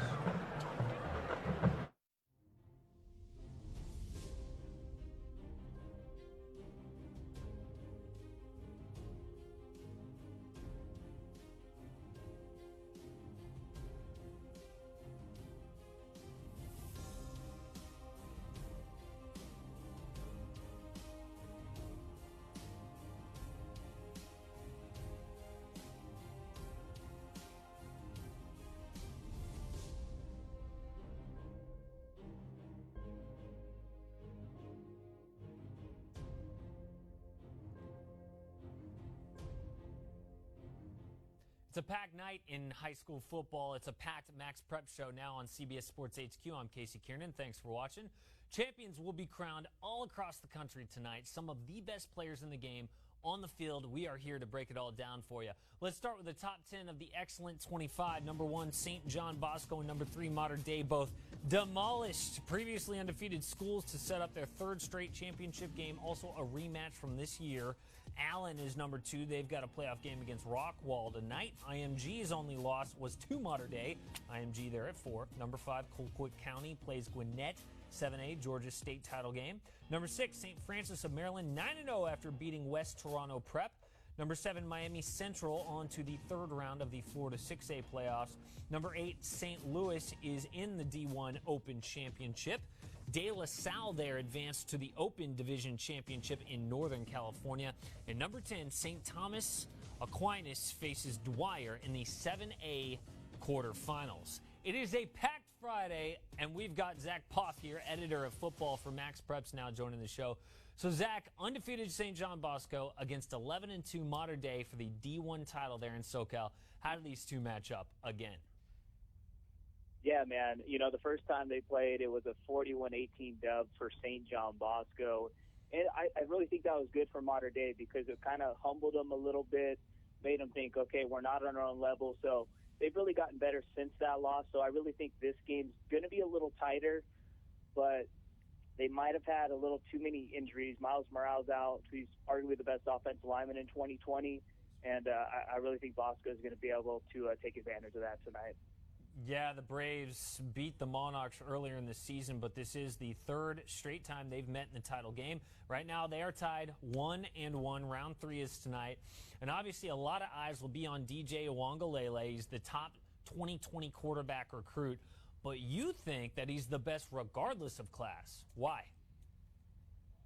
I mean, just look at his numbers this year, man. He's thrown for 3,500 yards, 47 touchdowns. He's got a completion percentage around 70%, and he's doing it against big-time opponents, which is, really remarkable. You see other quarterbacks with, maybe better numbers, but they're not doing it against the competition that DJ Uwangalele is doing it against. And the last time he played Modern Day, he had 5 touchdowns, and a lot of people say Modern Day's got the best secondary in high school football. And just look at last week. Oaks Christian, 12-0. Big-time defense, DJ had 6 touchdowns and only 4 incompletions. So what he's doing as a junior quarterback is off the charts. And, yeah, I got him number 1 regardless of class for sure. And you saw it down there at the bottom of the screen. Our crystal ball favors USC, which is funny because the guy who's going to be opposite the field tonight, Bryce Young from Mater Dei, also leaning USC. Don't know how that's going to work out. We're going to ask Barton Simmons about that later on in the show. So let's talk about this game tonight. If Bosco does win again, where would you rank this Bosco team historically there for that school? Man, you're trying to get me in trouble with a lot of kids on the team right now, but, you know, I'm probably going to still side with that 2013 team led with, you know, Josh Rosen during his junior year. They had Sean McGrew, who's now balling at UW, big-time offensive line with Damian Mama.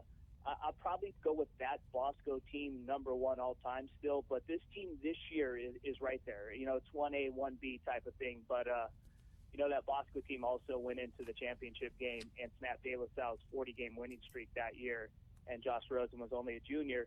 DJ's only a junior, too, and I do actually believe that DJ Uiagalelei at the end of the day will be a better quarterback on Sundays than Josh Rosen is.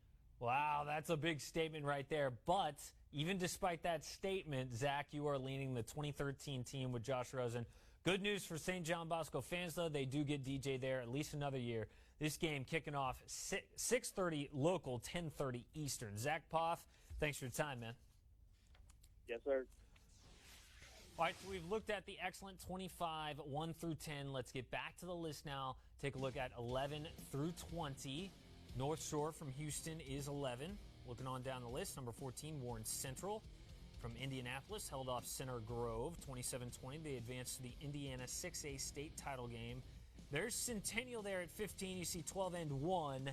That one just happened in the SoCal semifinal. Mater Dei absolutely ruled them, undefeated previously. There's Coleraine down there at number 19 out of the state of Ohio. Still undefeated. They have a big game tonight, title game. We'll get to that in a bit. Let's take a look at 21 through 25 now. Some familiar names there, 21 through 23. Then we have 2 newcomers. Gonzaga from Washington, D.C. had that awesome moment, the Hail Mary to win their title game. They made HQ top plays this week. And number 25, Bergen Catholic Crusaders 10-1 after they beat Don Bosco Prep. A lot of exciting games on tonight. Notable games going on around the country. Georgia, Indiana, New Jersey, Hawaii, Ohio all have title games. Let's look deeper into these, and we'll begin in Georgia. The 7A playoffs. It's a rematch of last year's 7A title game. Gwinnett won 19-17 on a last-second field goal last year. They will face off tonight again at 7:30 Eastern.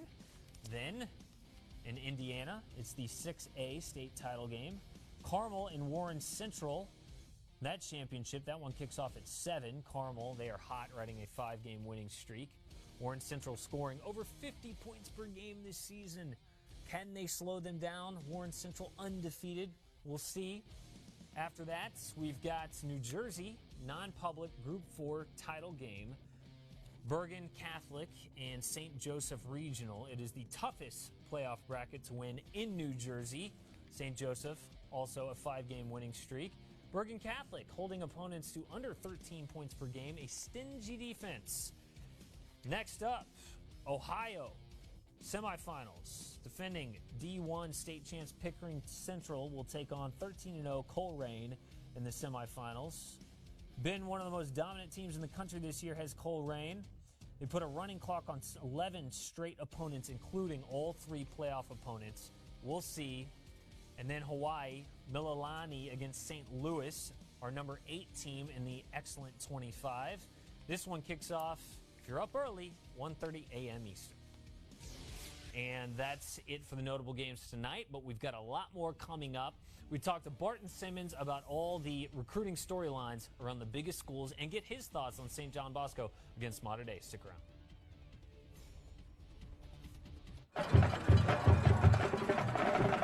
Back live at McConnell Talbert Stadium in Middle Georgia. Warner Robins, the site for the 2018 GHSA Class 5A semifinal, one of 2 semifinals, quite obviously, here in the state of Georgia, where Warner Robins leads Rome by a score of 21-14. And Justin Hanover, here is how we got here. And 5 touchdowns in all. You see Knox Kadum here. Hand it off. Watch the trickeration. A lot of moving parts. A lot of hands touching the ball. And then in the end, Xavier Roberts, as you said it, the future Owl at Kennesaw State. And the celebration. Phenomenal touchdown. That should be on any Sports Center top 10 for sure. Remember that celebration. You'll see it again in a moment.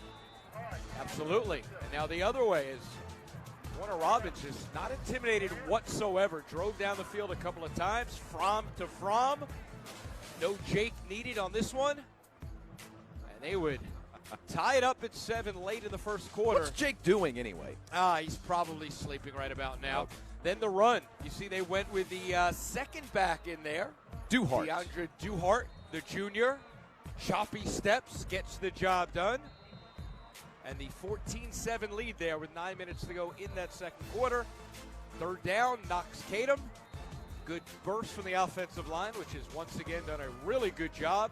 Kadum gets in the end zone to tie it at 14. Then after that 15-yard personal foul penalty kept the drive alive. Look at one of the best players in the state. Unbelievable. Markel Jones continuing to just put up numbers on the season. He's going to be a 2,000 potentially if they get to that championship game. And it's 21-14, Warner Robbins here at the break.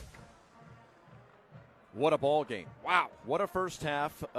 As you would expect out of two championship favorites, quite frankly, there is a large faction of the fan base and the media across the state of Georgia that believe that this ball game will decide your state champion. That Warner Robbins and or Rome would be the favorite in the title game against either Stockbridge or Bainbridge, who is playing down on the south side of Atlanta right now in the other state semifinal, where, by the way, at the half, Stockbridge leads the Miracle Bearcats of Bainbridge by a 6-0 score. Let's remember, by the way, Rome was in that dogfight a couple of months ago as we check out the GHSA playoffs here. And you showed it, the 1s and the 2s, Rome and Warner Robbins up top. Bainbridge and Stockbridge. Winner plays at Mercedes-Benz next week as the championships will be there Tuesday and Wednesday. About a week and a half. Well, yeah, a week and a half. Yeah, exactly. not to be picky, well, but just, you're used to saying a week with yeah, Saturday to absolutely. Saturday. But exactly right. So my point, about 8 weeks ago, and we watched some of it, it was Rome and Carrollton in a great game. Carrollton went up early. They wound up scoring about 50 in that one. Rome won in the end 61-50, but there is a precedent here of being down somewhat at the half. Two offensive teams on the top of the bracket, two defensive teams on the bottom of the bracket. Other action from across the state of Georgia right now in the 7A classification. Wow. You're not kidding. Milton right now leads Lowndes 21-7 at the half, and Colquitt trails Archer 7-0. And it is Archer, obviously. Archer, you see 16-10 winners over Tiff. Yeah. So that's just a mistake. It should be Archer against Colquitt, and Archer, as you said, leading. 6A classification, Decula trailing Northside Warner Robbins at home 14-0, and Lee County at the start of third quarter play has just scored to take a 28-7 lead. Down in the 4A classification, Marist continues to lead Cartersville just into second half play. It's 14-10, and then Blessed Trinity pulled away, and I mean pulled away in a hurry in the second quarter, now leading Troop 34-12. Steel Chambers and Blessed Trinity could do that, and we're looking at a possible rematch. Marist and BT again. Speaking of rematches, Calhoun and Peach County, Cedar Grove taking on Pierce County, and right now Cedar Grove leads Pierce County 23-6.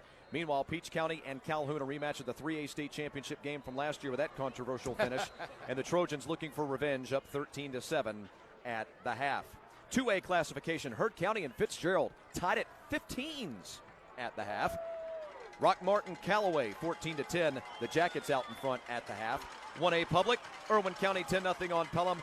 Clinch County 24-17 on Marion County. And then in the private classification, it's Athens Academy by 7, 14-7 on top of Prince Avenue. Will it matter, though? Eagles Landing Christian, exactly right, with a 49-7 lead on Savannah Christian in third quarter action. Elka looking for their fourth consecutive state championship.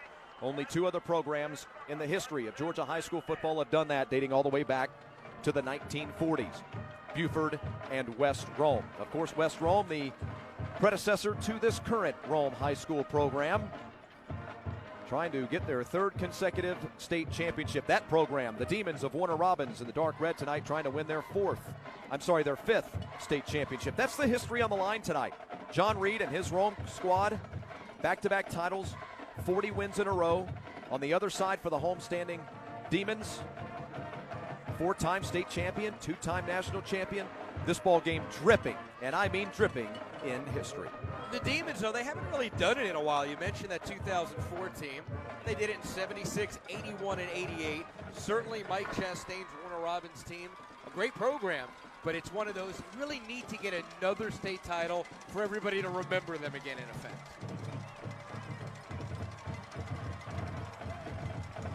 So up 7, and look who's going to get the ball. Big first drive, Mr. Moodingham. Can you go up 2 scores on Rome? That doesn't happen every week. Well, if you go up 2 scores, it will change the complexion of this ball game, even if ever so slightly. Again, Rome not a team that is designed to rally from a massive deficit, even with this much time remaining. Return man to the top side, get the 15 and the 20-yard line, and then eventually push that out of bounds. Oh, let's call it about the 21-yard line or so, but a solid return for Jatavius Bryant, the junior defensive back. So Dylan Fromm, the 6-foot, 200-pound senior quarterback, the Mercer University commit, be playing his college ball over at Five Star Stadium. Not so far from here. Yeah. Indeed. Yeah. We've been there a time or two, haven't we, partner? Once or twice, just once or twice, yeah. Got a chance to surpass the 4,000-yard passing mark for the season tonight. Got 42 passing touchdowns. Last year, he was his classification's Offensive Player of the Year. Pump, fake, fire. Find his man just shy of the 25-yard line. Maybe they'll give him the stripe. Yes, indeed, they will give the 25-yard line to number 3, Ty Carr, the junior wide receiver. Interesting on that play. He had Rutherford wide open. Knew he was there. Nobody within 10 yards. He passed him up to get the 8-yard pass more down the field.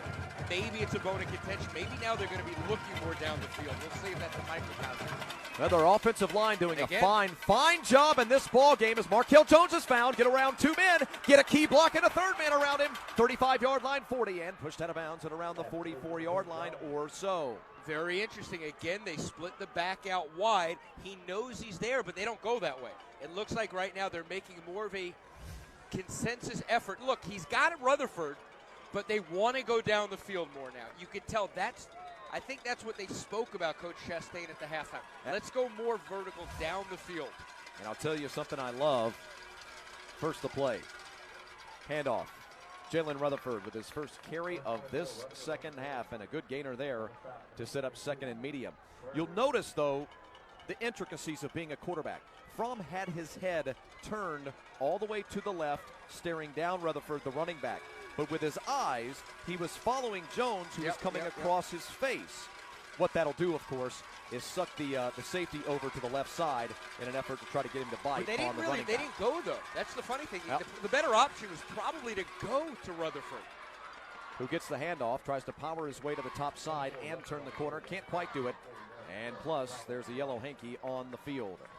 Which that's what leads me to believe, Chris, that they purposely said, let's look more down the field. Because they had what they had earlier on easily with some space. Personal foul called on Rome. Holy smokes. And you see Derrick Smith there, who is banged up before, but obviously you see him back in action again, so good to see Derrick. 112 tackles. Yeah, and he missed a game, too, by the way, and didn't play in a ton of fourth quarters this year. Yeah. They've blown out so many opponents that their veteran leaders, their starters, really body-wise, talking to some Rome people, their body conditioning, as far as how beat up they are, their bodies really have only played about 10 games worth of action this year, maybe even 9. Pump fake, little shuttle pass out there to Duhart. It hits the turf first, and it'll go as an incomplete pass, and a second down play is coming up. Warner Robins' offensive line, I've got to mention this, graduated 3 starters from 17 to 18. Yet that man's offensive line has been so good today. Fromm has been brought down a couple of times. He's been pressured a handful of times as well. But that's a good night against this Rome defensive front that only has 17 sacks this year, but they do have, are you ready for this number? 102 tackles for loss. 102 tackles for loss, Justin Hanover. That's what, 10 Gracious. a game? 10 a game? That's unbelievable. That's 10 a game. By the way, give credit to Montreal Millsap on that last play. The track star was the one that got in on Fromm. And Fromm knew it, so he quickly shoveled it, the incomplete pass.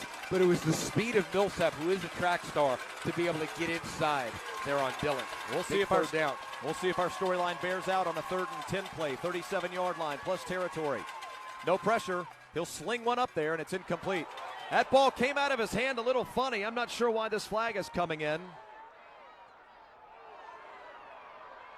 Holding on a defensive back, I think. Oh, my goodness.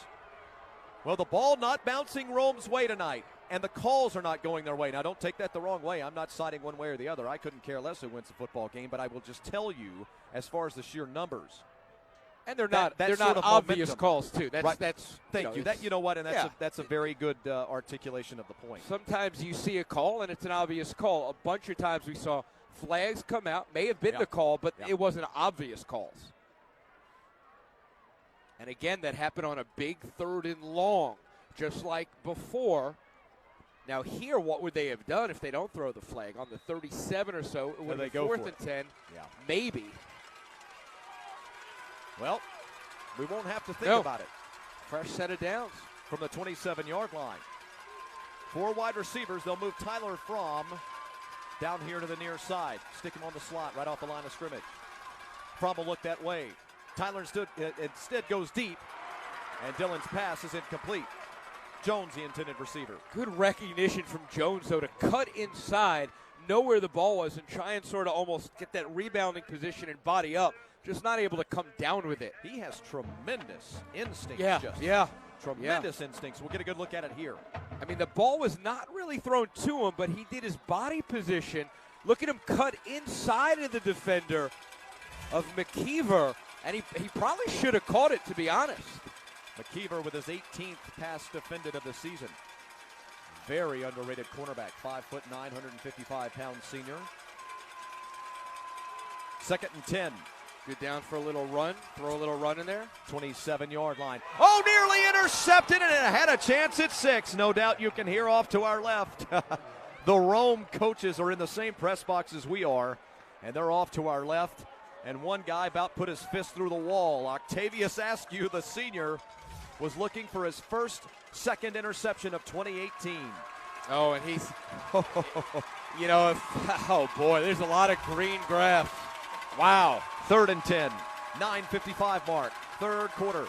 Rutherford in motion. Fromm looks to the top. He'll find his brother, who makes the turn at the 20-yard line and does not get much more. So that looks like 4th and a long 4 coming up. If you have confidence in your kicking game, I think you kick this. He goes out at where? About the 20. It's a 37-yard field goal. They will call it 3. 4th and 3. They're not going to. Nope. Big play in this ball game. Listen to the crowd ratchet up intensity-wise. 5 wide receivers, 3 to the bottom side and 2 on top. To the end zone. He's got him, and he's in! He's in! Warner Robbins has scored on 4th and 3 from the 20-yard line at 9:44. 3rd quarter. It's a 13-point lead. Devin Brown, the junior, the defender, just not turning around, Chris. There's no recognition there at all of where the ball is. He turns around too late. And Devin Brown. And when was the last time Rome was down 2 touchdowns? Maybe that Carrollton game? I think maybe they were down a couple of scores. Fromm with another touchdown pass. Payne with the extra point, and it is good. Eyebrows raising. Heads are shaking all throughout the state of Georgia as the Rome Wolves trail by 14. We still got a long, long way to go, but are we looking at, well, we talked about history in the making. Are we looking at the end of history tonight? Warner Robbins 4th and 3, Justin. Yeah, they've converted a bunch of 4th downs. They've been the beneficiary of some flags. And now they have 4 touchdowns against this Rome defense. They're doubling up the Wolves. Still plenty of time, but let's see it again, Chris. Here's Fromm, looks to his left on that early drive play where they got about an 8-yard pass to sort of set everything up, set the wheels in motion. It led to the 4th and 3. And you see again, you mentioned about Warner Robins last year with how deep they were, 5, 6 receivers. Yeah. This year, obviously, Markel Jones is their superstar, but we've seen Devin Brown, we've seen Ty Carr, we've seen a bunch of other guys. So there are options here. It's not just Fromm to Jones. Very well coached. And a lot of their young guys who have stepped into starting roles this year accrued some incredible, invaluable experience last year. This is Roberts, a tremendous return man, and he's up over the 25-yard line. Well now. An incredible storyline brewing for that gentleman, his team, and for Georgia high school football. And really, I mean, if you look at what's transpired here, the Demons just on offense, they're being pretty simple. They're not trying to do too much, except maybe when they fall behind in the down, 3rd and 10, 4th and 10. They're just keeping it 5-yard little outs. They're having the running back now split wide more as a decoy to continue to go down the field in simple type terms. 4 wide receivers set up the wide receiver screen. A little slip. Out to Roberts. He'll get over the 30, get close to the 35-yard line, and the stick, which is resting at the 37-yard line. So 2nd and short coming up. And you will see the block right here, which you said. Little screen. They try to get the block on Jatavius Bryant. Picks up a couple of extra yards. Xavier Roberts on the catch. Already with a touchdown reception in this ball game. Makes him closing in on the record. Jamias Griffin, speaking of records. Over the 40-yard line. Jamias Griffin as a freshman, 866 yards. As a sophomore now in 5A football, 1,443 yards. Last year, 1,276. This year, nearly 2,800. Not very disciplined defensively. They weren't even really necessarily sealed off. Nobody just rallied to that side. Griffin had a lot of green grass with no defenders. Jamias entered this ball game number 17 all-time in rushing yards in state history. Got the catch, 20-yard line, and down around the 18-yard line. New man out on the field, new man out with a catch, Adam Peterson. Peterson, the junior wide receiver, makes his 4th catch of 2018. Credit to Peterson. His route was to go deep. He came back to the ball when he saw his quarterback in a little bit of trouble. Very well done by Adam Peterson. They were looking to go over the top on that one, and it wasn't there. Drive like this is exactly what the Wolves needed. Down inside the 15-yard line, the power play there. Off right guard and right tackle for Jamias Griffin. Well, it's what champions do. Adversity, what do champions do? They rise to the occasion, and they do so right away. 10 yards per carry. And you see the big boys Griffin up front, Chris. Yep. I mean, this is their drive. Leslie, Green, Gaines, Norton, and Floyd, as I mentioned them earlier. Leslie, a 3-star kid at left tackle. Griffin tries to go just that way. And a good job by Warner Robins to snuff it out. Caleb Thomas came up and plugged the hole. Ahmad Walker and Demarcius Robertson, I beg your pardon, comes up and finishes it off. I don't think they would be kicking a field goal here on a 4th and short. So I would say this is 2-down territory to pick up that first. As the play clock winds down. I would agree with you, but I don't feel as firm as you do. Well, let's see. 3rd and 4. Fake the handoff. Tatum keeps. It's academic. Now he fumbled the football. This could be a game turner. Would it be the 3rd turnover for Rome in the ball game? And I believe Christian Anderson down under. Well, Christian Anderson gets up. I do not believe it. Of all storylines to unfold in this ball game, you talk about the 2 men that have carried the mantle for Rome over these 3-4 years. Knox Kadum and Jamias Griffin, and now both have put the ball on the turf and fumbled it away in this ball game twice for Kadum. Oh my goodness. It's a good hit. I mean, they're playing some physical defense. Kadem exposed his body a little bit, tried to hurdle the defender, and it cost him. Trey Franklin is a senior defensive back. Number 1 in red and white. He came up with the fumble recovery. And now the Demons, with the drive of their lives laying out in front of them at 7:34, 7:35 in this third quarter. From deep ball, of course it is. Jones interfered with. That's a good call, Justin. Yeah, I agree with you. Jones was coming back to the ball. The defender was not looking at the ball. That's the problem. Yep. If That you're was going to be the McKeever, beneficiary yeah. of that call, you've got to look at the ball. You got to turn around. Yep.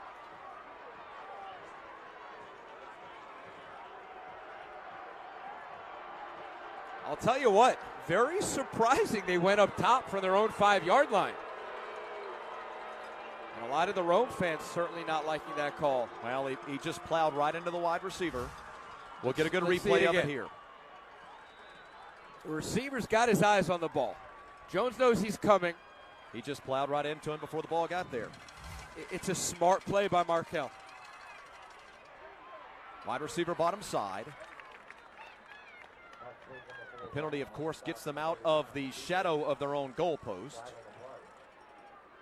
And the one time, Got another flag, Yeah. by the way, Justin. Continue your thought.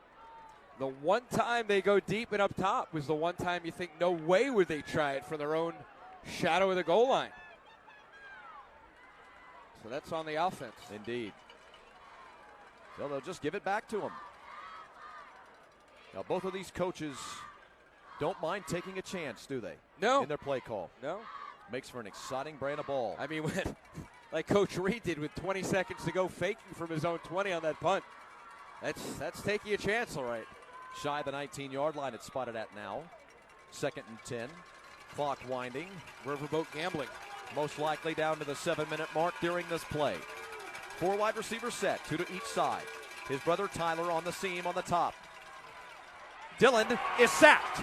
Rome comes up with a big defensive play when they needed it the most. Raekwon Jones comes up with his 5th sack of 2018. Again, though, he's running back in Rutherford, Chris, is wide open right there. Watch Rutherford, number 24, come across. He's purposely not going that way. All first half, he would dump it off.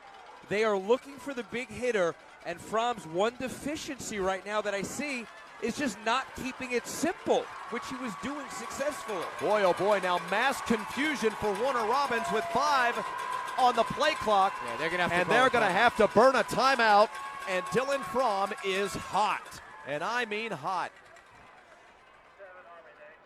This might be one of those situations where a veteran quarterback goes over and has a word for his coaches. I understand wanting to follow a game plan. I think they went in the locker room. I think they said, all right, let's get a little more aggressive. Let's get a little riskier now. Have the running back come out more as a decoy. The problem is, in some plays, Chris, the running back on that little dump off is still the better option. They are completely going away from that, even in the plays that's the better option. It's just, I mean, no better example than that last play. Fromm held on to the ball. He got sacked for 10 yards instead of dumping it off and getting what he could positive yardage. Fans, want to remind you that the NFHS Network's coverage doesn't end with football. Tune in next Friday at 7:30 p.m. to watch top Georgia basketball talents Brandon Boston and the Norcross Blue Devils as they take on the Panthers from Parkview. NFHS Network Hoops is your home for great basketball all winter long. A couple of pretty good athletic programs there. Not too bad. Now officially a 3rd and 16. Feels like more. From the 13. Look at this throw. Through the hands, or by the hands of a defensive back and Markel Jones, the intended man.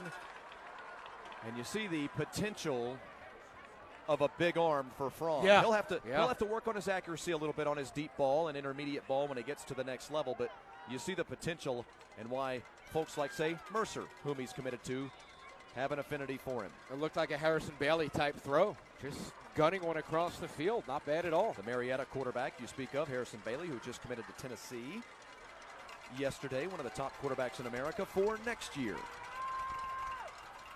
Consensus top 3. Oh boy, left it a little shy.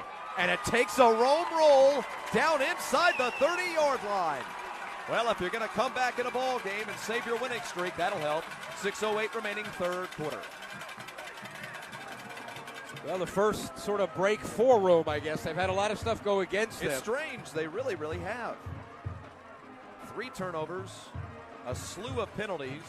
Some they deserved, of course, but some that have been very, very close that you could see going either way. Only 40 schools have won 3 or more state titles in football since the GHSA started statewide classificational playoffs in 1948. Double pass. Roberts coming back to Kadum, and he's got a cavalcade of blockers. Knox Kadum needs one more. He won't need it. Knox Kadum is into the end zone, and Rome has scored. 28-20. Goliath is coming back. The second trick play touchdown, and I don't even think that play was designed to go back to Knox. They had a wide receiver streaking across the field. I think it was designed to go the exact other way. That wasn't open.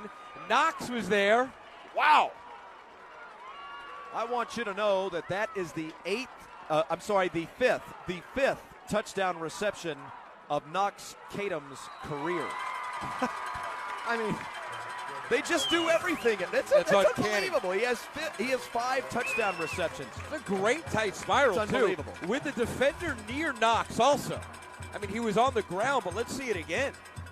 Take a look at Xavier Roberts. Look at him. He's taking his time. Very cool. There's a defender there. He throws it over his head. The great block. And then Kadum, who just fumbled, was running at the defender. You have thoughts right there of, oh, no, not again. And then like the champion he is, he gets in the end zone. And there's plenty of time left here, and it's a 1-touchdown game. And also, like the kid that he is, he picks up the football, looks around for an official, and tosses it to him. He didn't leave it laying there or lying there on the turf. He didn't pick it up, not see an official, and just toss it down. He did what great kids do, and he tossed it over to the official. Had the chance to talk to Knox Kadum a handful of times throughout his career. Really quality kid. Whatever university he decides to go to, they are getting a world-class type young man. So 5:48 remaining in this third quarter. Rome has scored to cut the Demons' lead to 7. Again, only 40 schools all time have won 3 titles or more in the state of Georgia's long and illustrious history dating back to the 1940s with GHSA football. Now, we've been playing football in the state of Georgia since the 1800s at the high school level, but the GHSA was born in, 1948 or so. Only 40 schools have won 3 or more titles, but only 24 schools have won 4 titles or more. That's when you start to get into this illustrious company. Yeah. 14 have won 5. Warner Robins is one of the teams that has won 4, and of course Rome is trying to get into that 3 title category. History.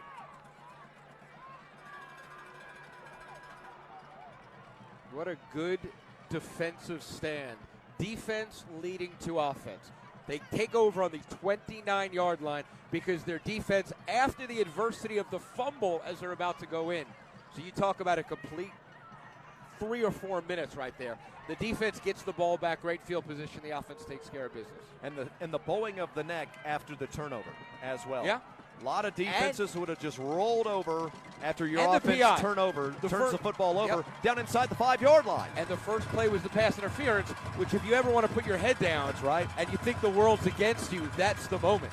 But instead of letting the turnover get to them and the pass interference get to them, Rome's defense stiffens. Gets the football back. Look at that. Well, that's what that young man will do. He's been doing it all season long. 48 touchbacks now on the year for Alonzo Rodriguez. 48 touchbacks for the junior kicker. Well, if it comes down to it, you know he's got the leg. Big drive right now.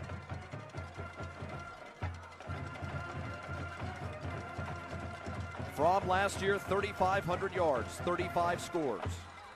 This year, 3,800 yards. And now, 42 scores? 43 scores. Out in the flat. Minimal gain as Rutherford is swamped under. And I wonder if they told Fromm on the sidelines, you're not anymore looking at the back. You've got to at least get that back in play. And they did. The first play, they immediately went to that little simple dump off, but the Rome defense was flying to the ball. Smith and Bullard on that last tackle.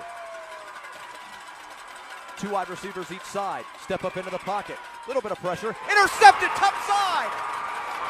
Turnover, Warner Robbins. There is a flag on the play, so hold everything. In the position of offensive holding, one would think. DeCarrion Jones And has come up with the interception, and Rome is getting it back. DeCarrion Jones, the senior cornerback at 5'9", 165 pounds, leads his club in interceptions. Now that tally at 4. They got a little bit of pressure on Fromm. He eluded it well, got outside of it, but they finally stepped up as we'll take another look. Watch your pressure. Fromm will go to his left a little bit, avoid it, but he throws off his back foot, and Jones knew what was coming. What a tremendous ball game we have unfolding. Momentum shifting. Tied on the line of scrimmage with a fullback in. Jemias Griffin gets the handoff. And just squirts his way for a 5-yard gain. I mean, just 6-7 yard gain. Actually, this may end up being just when you feel like you kind of got this guy wrapped up. Yes, indeed. That run was a 7-yard gain. Yeah. You know what I mean? When It you didn't watch look enough like football, there was a ton there, right? when you watch enough football out there in viewer land, and you see that run, you say, all right, well, that was a 4.5-yard run. Maybe he got 5. Maybe he got – that was a 7-yard, 7.5-yard run. Kept churning the legs, kept moving. Now they're down to the 15. And he's off to the right of Kadem. He'll get the handoff once more. He'll try to follow the left side of his offensive line and get to the first down mark. And I believe he's done it. They needed the 12, and they've got it. At 4:47, third quarter. Jemias Griffin. Again, I'll give you the yearly yardage numbers. Freshman, 866. Sophomore, 1443. Junior, 1276. Senior year, this year, over 2,700. Closing in on 2,800. And the touchdowns. My goodness, the touchdowns. Jemias, bottom side, makes a move and gets down inside the 5-yard line. It was a touchdown-saving tackle by Malachi Weatherspoon, the junior linebacker.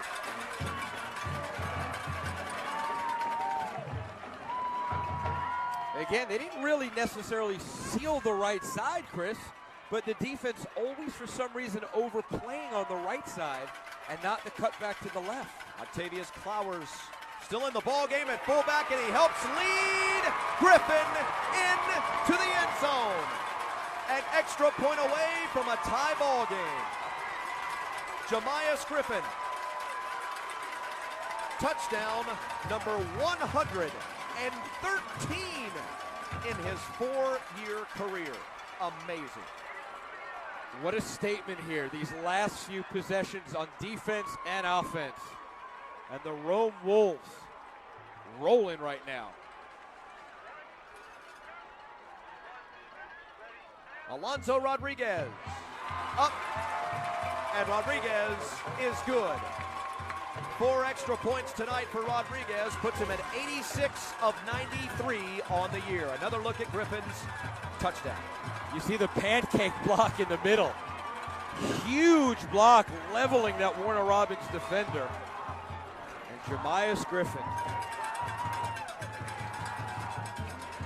Brother, it doesn't get any better than this. I mean, he is 9th overall, Griffin, in the state of Georgia, coming in with almost 2,700 yards. Can he 9th eclipse, single season all-time rushing can he yards. eclipse 3,000 yards on the the Well, yes, absolutely he can. Especially if they win. Right. Obviously, that's Well, what we right. mean. If they win tonight, then yes, absolutely he can. 3,000 His season yards. low this year was 141 yards. His season low. I have no words for that. 37 rushing touchdowns, coming into the ball game, so 38 now, and 28 rushing touchdowns last year. He has been part of these streaking Wolves over the last 3 years. They just played the part in the last 4 or 5 minutes. Ensuing kickoff, and yet another touchback.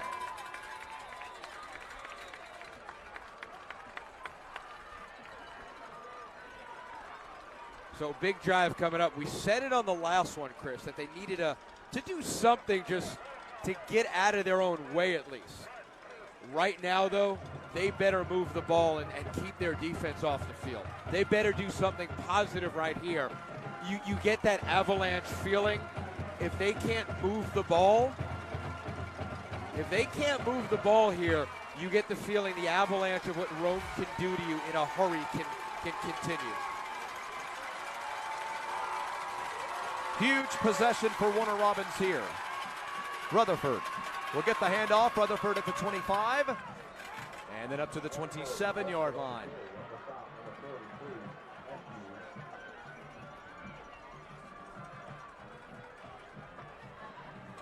Good first play as they pick up about 7. Yep.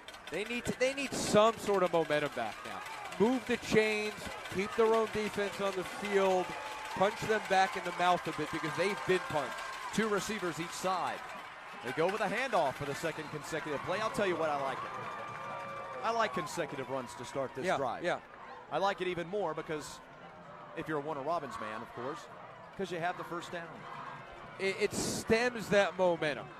Rome's feeling great. They want the 3 and out. Now all of a sudden, all right, they've got to settle down now because they're in a dogfight again.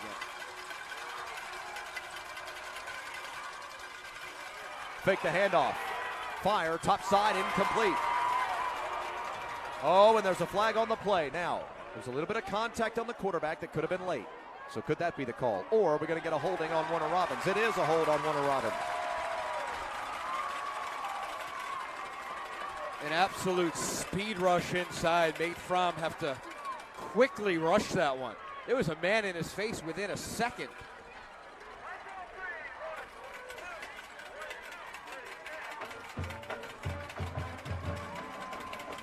Look at his field position, back to the 13 as the Wolves can just pin their ears back on Fromm.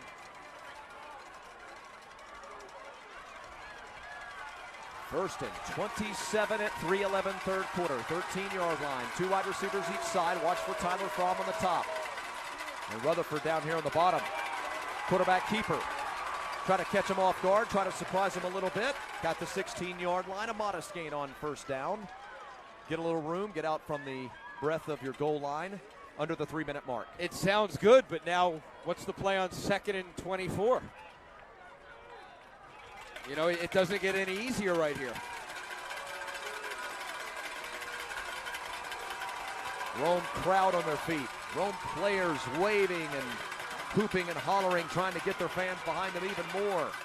Fromm will fire. Markel Jones, 35. Markel to the 40-yard line. New set of downs for the Demons. How in the world does anybody stop this kid? That is an absolute game-saving play potentially.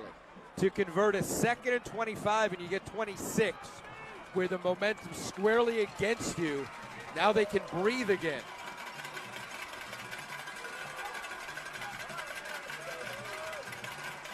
Markel Jones is only a junior, or every university in America would be fighting for him. Pump fake. Got the back out of the backfield. He's up around the 45-yard line. The only bag on Markel's, he's not a big kid, but he's a speedster. He's a tough kid. He's got pretty good hands. Let's see another look at this big 2nd and 25. Fromm steps up well, and then he shoots it.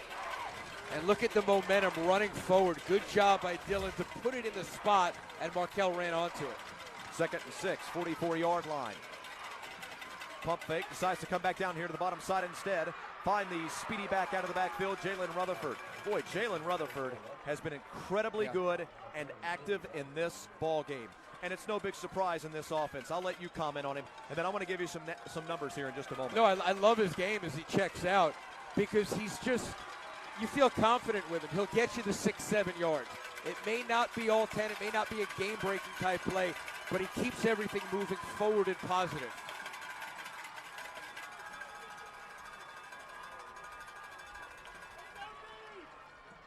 The referees are going to converse about something on that far sideline.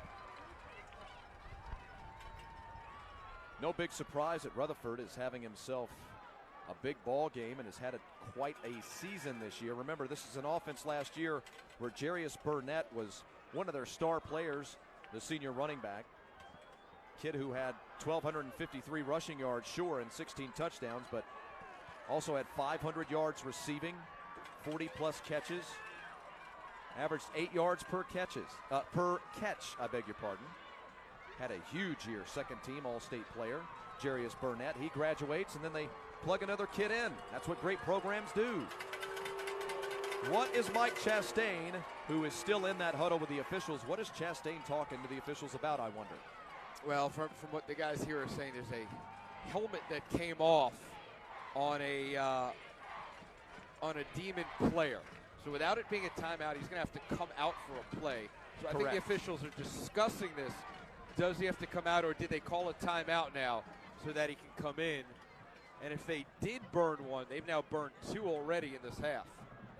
Well, that would tell me that it must be a key player if Warner Robins is willing to call the timeout, not waste a play. Now, it's a 3rd and 1 play, of course, so it's a monumental play, a third and one and a half, roughly. So it's a big, big play, but this must be an awfully important player that you want to keep out on the turf on 3rd and 1 at the 49-yard line if you're willing to burn a timeout at 2:16, third quarter. And as John Reed now out there discussing it.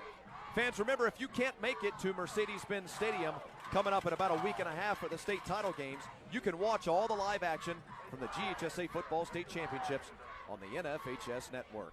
We'll have coverage live coming up, scheduled for Tuesday and Wednesday of a week and a half from now. Not next week, but Tuesday and Wednesday about a week and a half from now.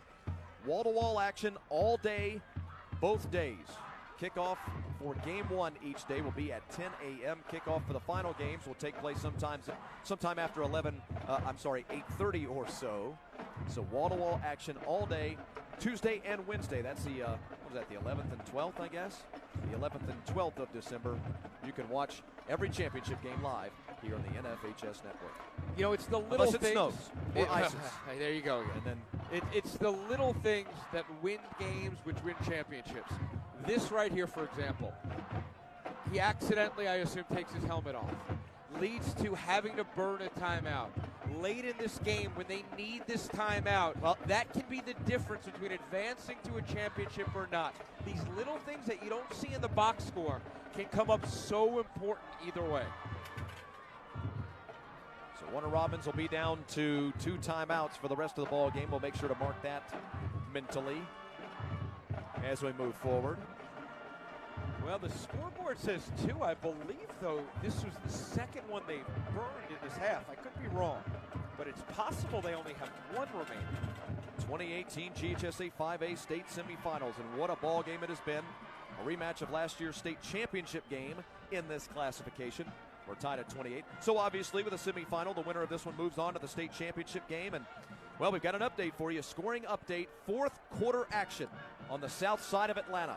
Can you believe these miracle Bearcats? Cinderella, I said it last week on the air here on the Facebook Watch tab because I was very fortunate enough to call one of the great games I've ever seen, well, at least recently, Bainbridge and Buford. Bainbridge beat Buford, and I said it on the air, Cinderella wearing purple tonight as Bainbridge came away with the win. That was a 5-5 team at the end of the regular season.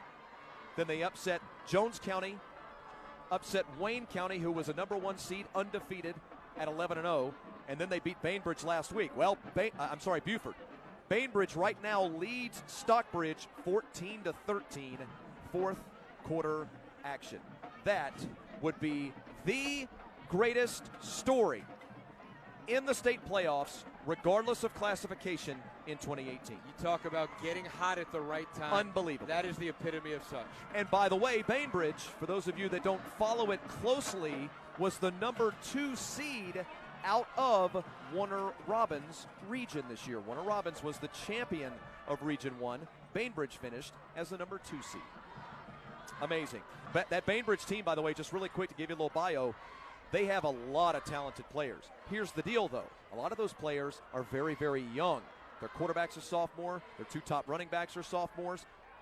They just came together as the season was wearing along, and now they're streaking at the right time of the year. Again, Bainbridge with a 1-point lead on Stockbridge in the other 5A state semifinal, 14-13 fourth quarter. Look at Region 1, and not only as we chronicled it for a long time in 7A, also 6A almost had all 4 semifinalists. And now you look at 5A, what Region 1 is doing.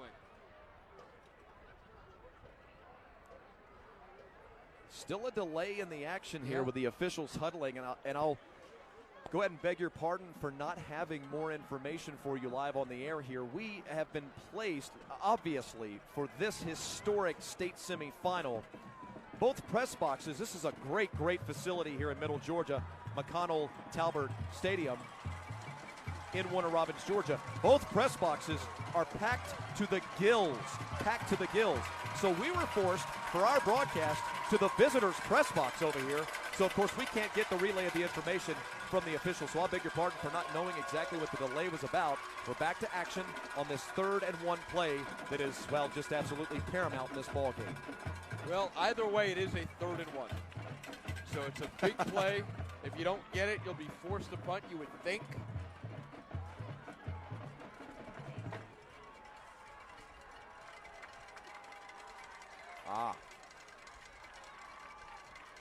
Okay, now we are receiving word from a GHSA official that we had a clock malfunction. Everything is restored to order at 2:05 3rd quarter. They plugged it back in, Justin. That's all it was. Hey, 3 wide receivers top side. Fake the handoff and the quick fire. Warner Robins football. And it gets them the first down over the 35-yard line. They sold me on it. Beautiful. I thought he handed the ball off, Gorgeous. to be honest with you. Ty Carr, the junior, on the reception. And as a matter of fact, you know what? I said that tongue-in-cheek just a moment ago. I want to get your analysis of the play, Justin, but really quick.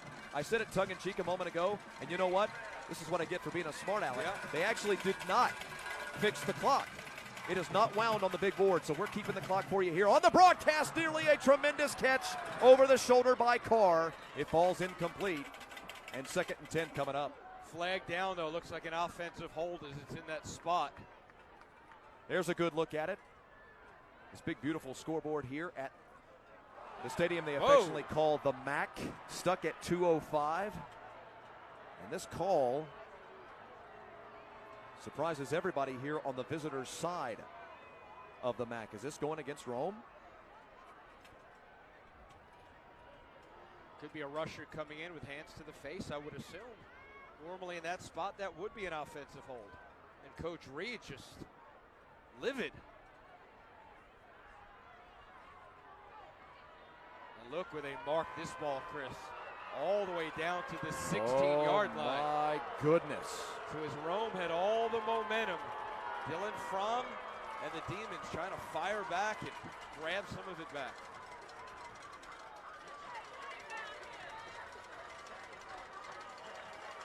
So the time being kept on the field and on our score bug as well. 1:39, pump fake.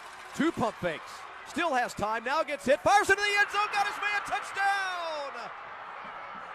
Warner Robins scores! What Markel a play. Jones. Dylan Fromm stayed in the pocket, Chris. Guys coming from all sides of him. All sides. He was about to get hit. He stayed in the pocket, waited for things to open up. Markel Jones opened up. You see him strutting on the sideline. Oh, I can't wait to see that again. That thing was collapsing on him. The all-important extra point. Payne didn't get all of that one, but he did get it through the pipes. 35-28. So impressive. So impressive was Dylan Fromm. Obviously, Jones running the routes. But watch Fromm. Everything's about to collapse on him. Look at the pressure that's coming in. It's coming right at him. He gets sandwiched, but he waited for the exact right second where Jones opened up and had a space. Well, you're right. He just hung in there, didn't he? hung in there, and he felt it was coming. He was going to get blasted from both sides.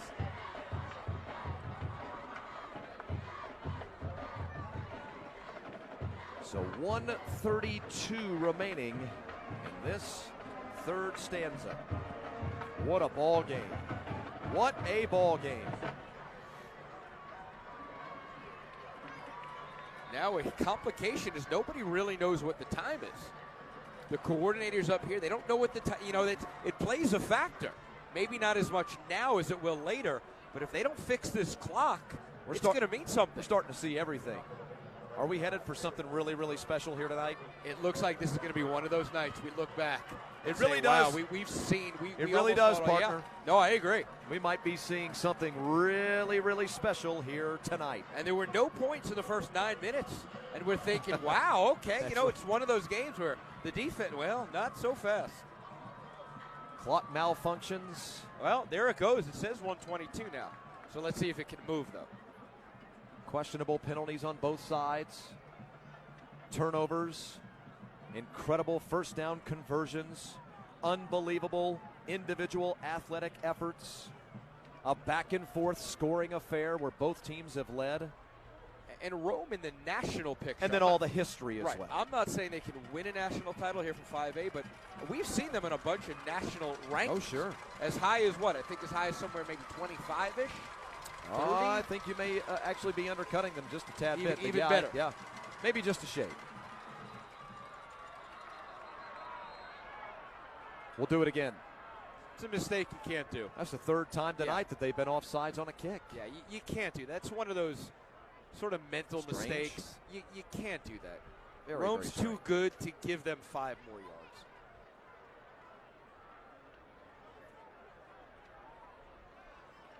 Or check that twice. That's happened tonight, and then they were hit with another penalty that appeared they could have been hung with an offsides again. So we'll call it 2.5. Payne tees it up once again. Chill starting to settle in a little bit here, by the way, in Middle Georgia. It was warm this afternoon. Got up to 72 degrees in Warner Robins today. It's always warm this time of the year, a little warmer than it is in most parts of the country, but that's a little warmer than usual. Return man on the bottom side, and out of bounds north of the 35-yard line or so. That was Jamar Roberts on the return. Jamar, the strong safety, one of the 2 returning safeties for this squad, and part of the reason that Rome secondary has been so good this year. So there's Knox Kadum talking to his OC, getting the first call and headed back out for what is, of course, obviously, an important offensive possession. And give Kerry Payne some credit. All of his long kicks, which they don't want to kick long, have been sorted to a corner. So it's minimized the damage as they start only on the 35. Roberts, a wide receiver jet sweep coming to the top side. He's got a good little gain up around the 40-yard line. I'm going to get back to the weather for just a minute because there is rain, big-time thunderstorms, big-time rain. For those of you watching in the state of Georgia, get ready for some rain here across the state. Not supposed to hit Warner Robins until after the final gun here in Middle Georgia. Here's the carry by Roberts a moment ago. But the precursor to that will play into the ball game because, as some of you may have noticed by seeing towels and flags and everything here in the stadium starting to come to full starch, that's what we're starting to see now. A certain chill in the air that is very, very noticeable. It's a very steep temperature drop, and a big-time wind is starting now to roll across the field. And checking out the weather beforehand, they said fourth quarter, temperature will have dropped 20 full degrees from the kickoff, and we could have 15-mile-per-hour winds fourth quarter tonight. So we'll see if that plays a factor. Wide receiver screen, not so much, as Roberts is shaken down at about the 47-yard line or so. All over it defensively, well done. Javar Jordan and company. Jaheim Abram in on it as well.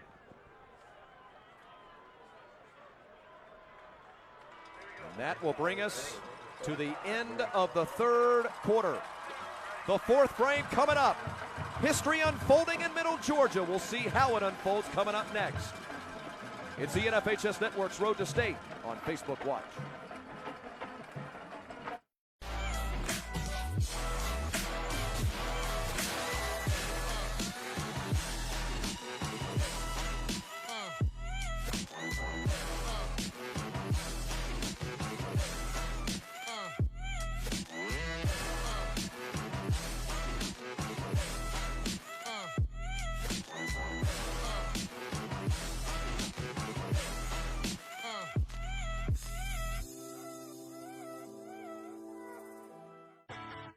The NFHS Learning Center is the leader in online education for the interscholastic community.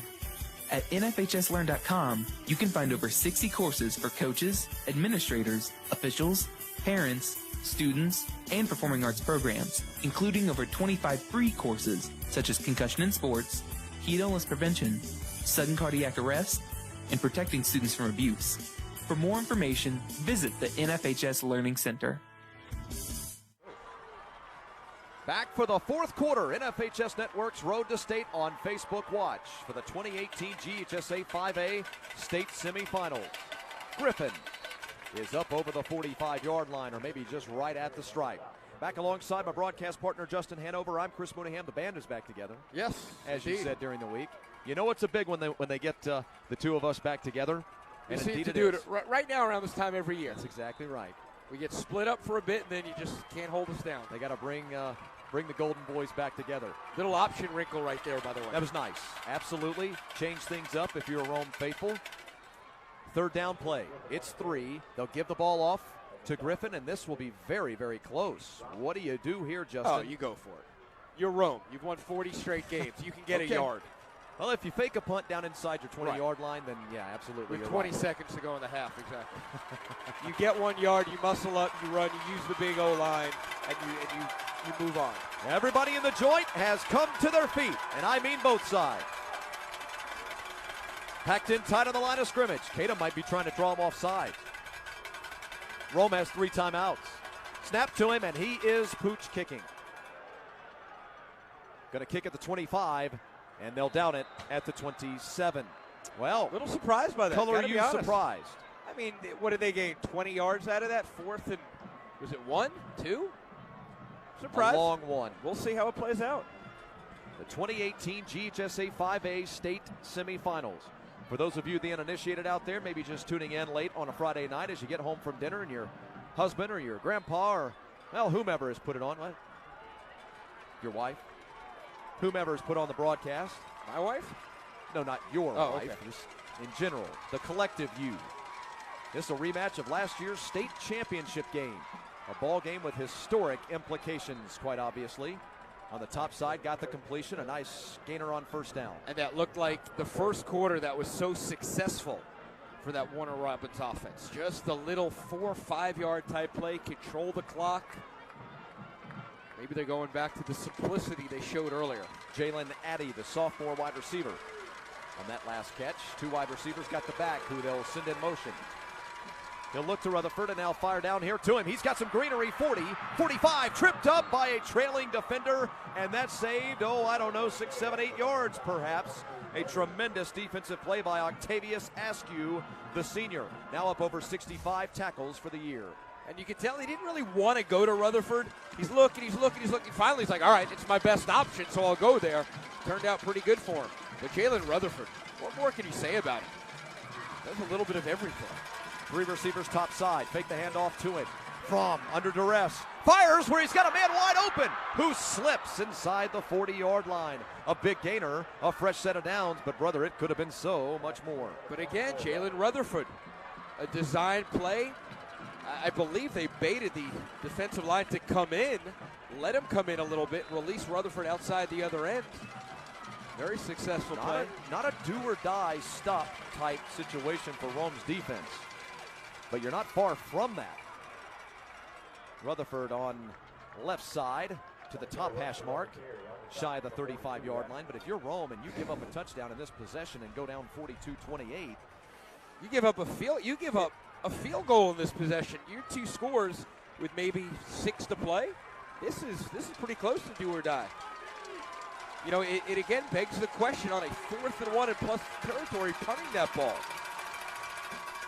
Fake the handoff, pump fake. Fire up to the top side, find his wide receiver, who is met immediately, and I mean immediately, by DeCarrion Jones. Jones had himself a pretty good ball game. Had an interception earlier in the affair. What a textbook tackle, too. This is the way you tackle. Carr catches it and watch his tackle. Bang. 3rd and 2, 30-yard line, or just a shade inside of it. Two-out territory. They've got 2 plays here. Yep, 2 wide receivers each side. Fire, got his man, and it's his big brother. And by big brother, I mean size-wise at the 25-yard line. Tyler Fromm, 6'4", 220. Take another look. Just another simple pass play, 5 yards. Rome's going to have to come up a little more. At some point, they're going to have to bring their defenders higher up. They need to bleed this clock, though, Chris. There's 16 on this play clock when they snap that. False start. Going to be the call on the Demons. Well, that's a great point by you.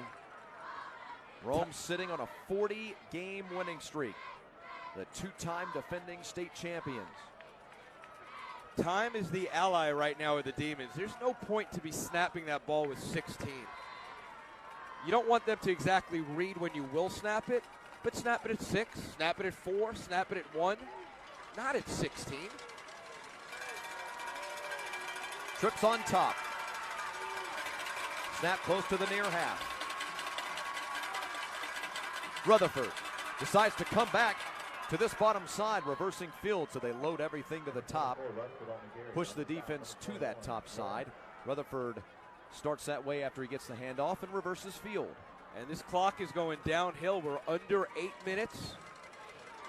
If they could just get at least a field goal on the board, go up 2 scores here. It's an arduous task. Is Rome in trouble? Addy down inside the 20-yard line, so a long 3rd down play coming up.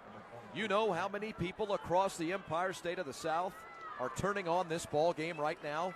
Well, national folks who follow high school football are turning on this football game right now as Rome, the 2-time defending champions, the 40-game winners in a row, they're on the ropes. They've missed a lot of momentum shifts, and right now it's in the Demons' corner. This play, though, could change things. They call it 3rd and 6. Fromm fires. Got his man. Can they tackle him shy of it? Yes, indeed. So Rome forces the 4th down. And if you have any confidence in your kicker, you've got to get 3 points right here.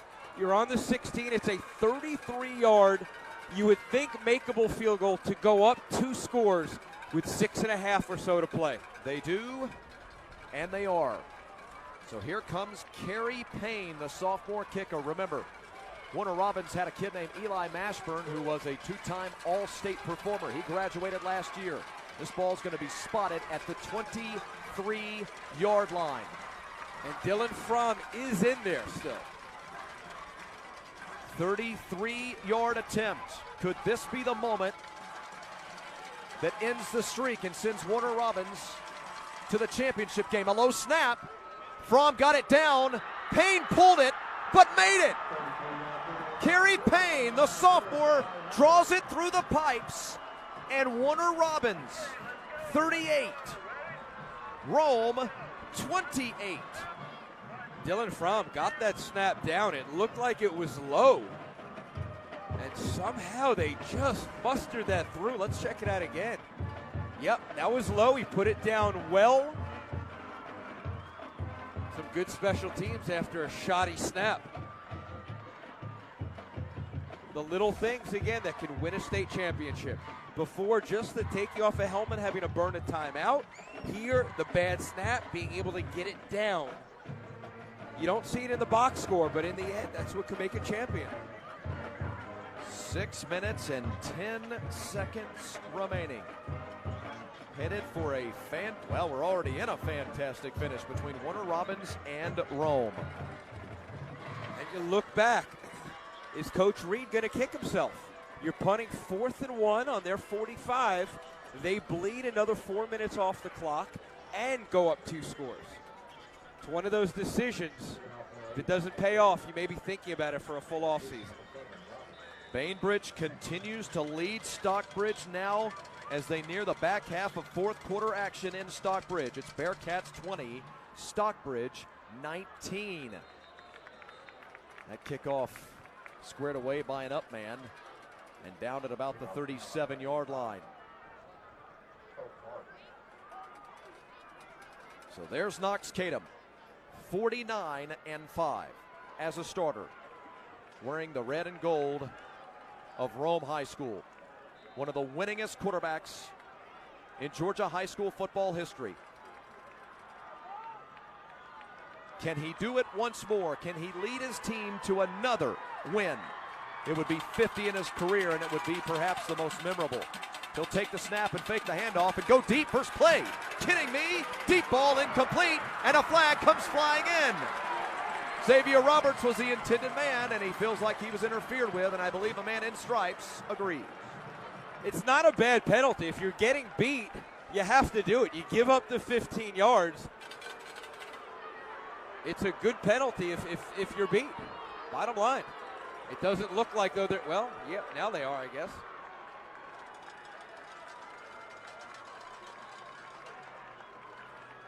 How many fourth quarter comebacks has Knox Kadum had in this run? Well, probably handful, not many, my right? friend. Maybe a handful. Because they drubbed so many opponents. How many fourth quarters has he played in? Exactly. Because they drubbed so many opponents.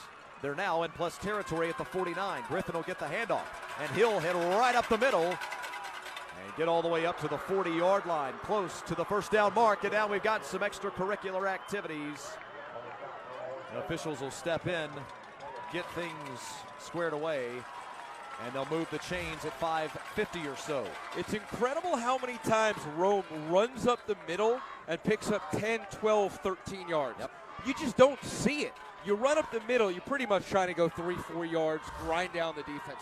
They are so successful in the quantity of yardage in that regard. Roberts snowed under right at the line of scrimmage. Strung out very well that time. The Warner Robins defense able to string them out and then take them down. Rome with 3 timeouts, by the way. But you look at this top. By the way, your number one job is to score a touchdown first. Then you worry about an onside kick and all that other business. We may have another scoring update from Stockbridge Bainbridge. Deep ball. Got a man down there. Incomplete. 2 deep balls that have been just a shade too strong. Too far. Knox. Yeah, Knox is just overthrowing him by a foot or two. By the way, I'm hearing word now. This is not official, by the way, but I am hearing word. Yes, indeed. Now, absolutely, it is official. The Bainbridge Bearcats are in the state championship game and will meet the winner of this affair. Unbelievable. Can you compare them to anybody on the college level? Nobody dives anymore for passes, by the way. It's a lost art. Wide receiver screen. Nothing doing.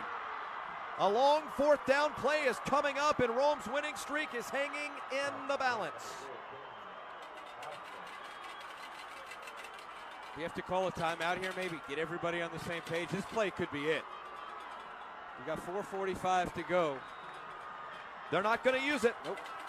Kadum will come up into the shotgun set. Send Griffin out to the right side. This could be history. Kadum looks. Knox Kadum fires to the top side. Has his man dive for the stick. I don't know. This is going to be oh so close. That's short. That's short. That's not a good spot. Yeah, that's short, Chris. Warner Robins is celebrating. The official has not signaled first down. This game may be over. Or at least Warner Robins is getting the ball back. Indeed. Can you believe this? Thrown all the way across the field. They come about a yard short. One way or another, we knew we would see some history tonight at the MAC in Middle Georgia. But this is the history that could be the history so many did not think they would see. Let's take another look at this. Again, the offensive line doing a real good job. 3-man rush. You know what? That's a good spot. That is a good spot. He did go out of bounds at basically the 30. So close. Mercy. Yeah, that's well called. 2 first downs. Could put it away. Hit as he throws. Finds his wide receiver. 35-yard line at the top side. On that reception, once again, Addy. Certainly don't want to go out of bounds if you don't have to.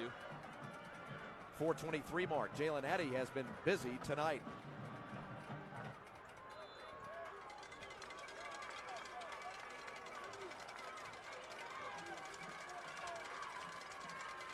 First down would be huge here. Burn a couple of more minutes, you would think. Nearly hit as he throws. He gets it off to Rutherford. Rutherford has a first down and an exclamation point. Warner Robins dethrones the champs. Flag down. All the way back at the 50-yard line. You are correct. 4:10 remaining, by the way. It's not over yet.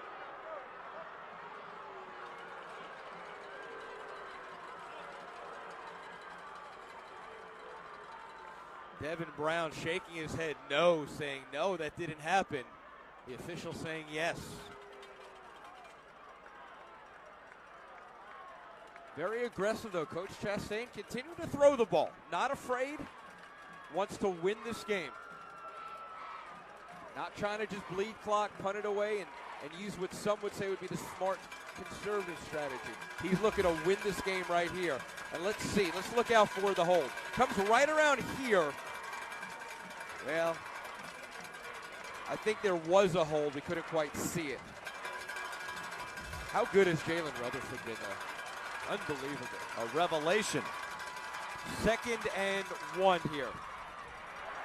Move the sticks. A monumental first down that may put it away. Walker on the carry. Now you certainly, pardon me, Chris, now you certainly don't snap this ball until that play clock is bled all the way down to a second or two. He got past that first wave and there was just no linebacker home. And there he is from down to 10. He's doing a nice job bleeding it down. 3:40 to go. And you're going to have to start calling some timeouts right here. You're going to have to start calling. Well, another flag. Looks like Warner Robins going to get hit with another holding call. Clock stops at 3:30. Indeed. Warner Robins trying to add to the trophy case. 4-time state champion, twice a national champion. Only 22 active programs in the state of Georgia have a better winning percentage. 33rd all-time in state history in wins with 518. And they're declining the penalty, Chris, to keep it at 2nd down. Interesting decision. To save the downs as opposed to the yardage. Save the time. All right. Which, yes, thereby saves you on time, you would imagine. Or you hope, if you're Roman, you can come up with a defensive stop. Throwing again. Incomplete. You know, it's at some point you get too aggressive. You understand what they're trying to do, win the game. But right now you're just conserving their timeouts. They still have 3. They probably would have burned one there. Now suddenly 3rd down. You probably run the ball here and then you punt. Would be my assumption. You saw John Reed. He's looking for the defensive call of his life. 41-yard line. 3:14 remaining. 3rd and 10. Pump fake. Screen to the wide receiver. He's got the first down and a whole lot more. That may be it. Again, Jalen Addy. I'll tell you that this is the first time I've seen the Rome defense look gassed. They weren't even home there.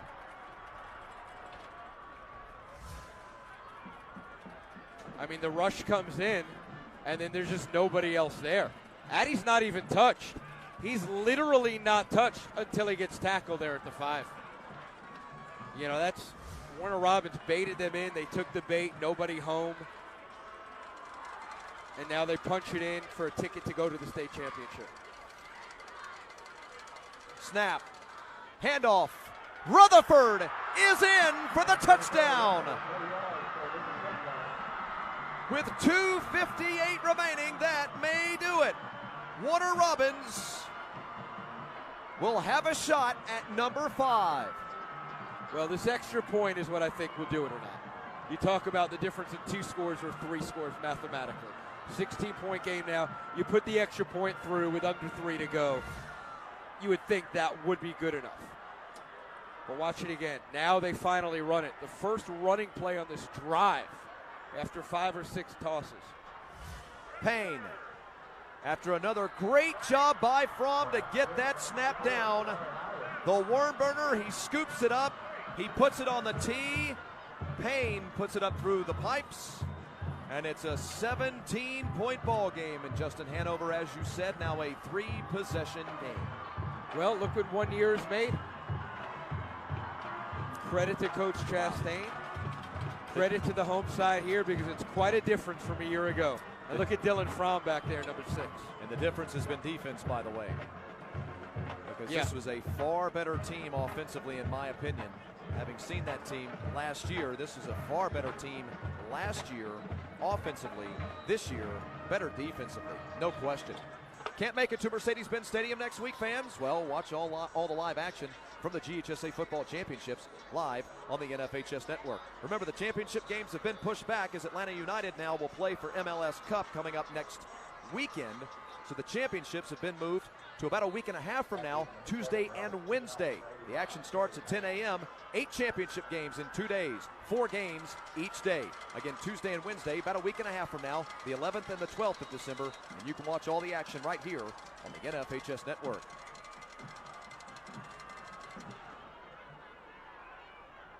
What a night, what a ball game. 1976, 1981, 1988, and 2004. 76, 81, 88, and 04. Those were the years that Warner Robins won state championships. And oh, by the way, in 76 and 81, they were crowned national champions. Twice they've been a runner-up, 1985, and of course last year when they lost to Rome. You know, the state of Georgia could have another national champion this year, potentially. Colquitt County Packers. I'd say top 5, top 10 nationally with what they were able to do. Last time we checked on them, they were losing, but now, wow, look at that score. Colquitt County beats Archer in overtime. Wow. 22-21. What a ball game that must have been. 22-21. What a ball game that must have been. So Rush Probst will be in another championship. What a... And Milton was up 21-7 last time we saw. That was not the score just a moment ago. Milton on Lowndes, 28-17, fourth quarter action. What an amazing playoff season it has been here in the state of Georgia. I want to remind you fans also that the NFHS Network Road to State on Facebook Watch has been covering games throughout this state tournament. If you would like to go back and watch some of the archive games, you can find them here on Facebook Watch and the NFHS Network.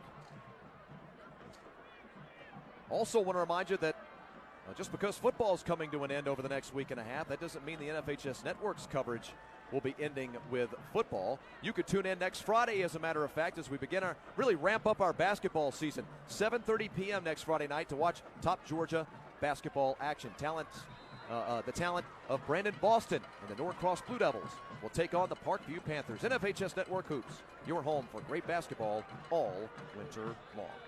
And it looks like it could be party time for the band.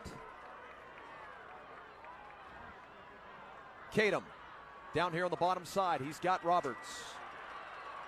Will this be the end of the careers for Knox Kadum, Jamias Griffin, and Xavier Roberts? Mike Beavers from the radio broadcast crew for Rome, helping us out tremendously this week, sending us information. As he always seems to do. Yeah, Mike Beavers, what a great guy. And he sends us so much tremendous information. He's from the Rome broadcast crew, the Wolves broadcast crew on radio. And he sent me a statistic during the week where he said that Knox, Jamias, and Xavier have combined for over 10 miles, I think he said, of offense. Roberts on the top side is over the 40-yard line. 10 miles.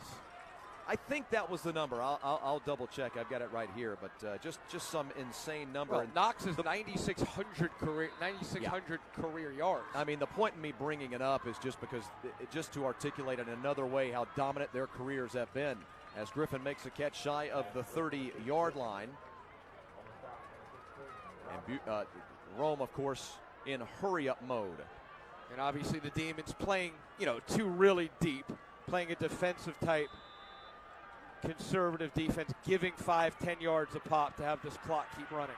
Kadum down here on the bottom side will fire out of bounds. Smart play. Nobody was open, didn't want to get taken down in play. That's a good, smart play by Knox. Well, tonight will belong to Warner Robins, but I want to articulate just one more note on Rome. Again, this winning streak will end at 40. One of the longest winning streaks in state history. Only 6 teams have ever had a winning streak longer. They'll be a top 15 all-time single-season scoring team. And as much of talking about this year, I think you have to mention last year as well. That 2017 team, as Kadum finds his man up around the 25-yard line. Bowling ball off of a man and get down to the 20-yard line. Nice little gainer there for Rome. And number 49, Octavius Clowers, the fullback, who gets a rare touch of the football. I will forever say that 2017 team last year was one of the greatest teams that I have ever seen in 5 years, I guess, of covering high school football across America. Kadum is hit. The ball comes squirting out, and Clowers falls on top of it.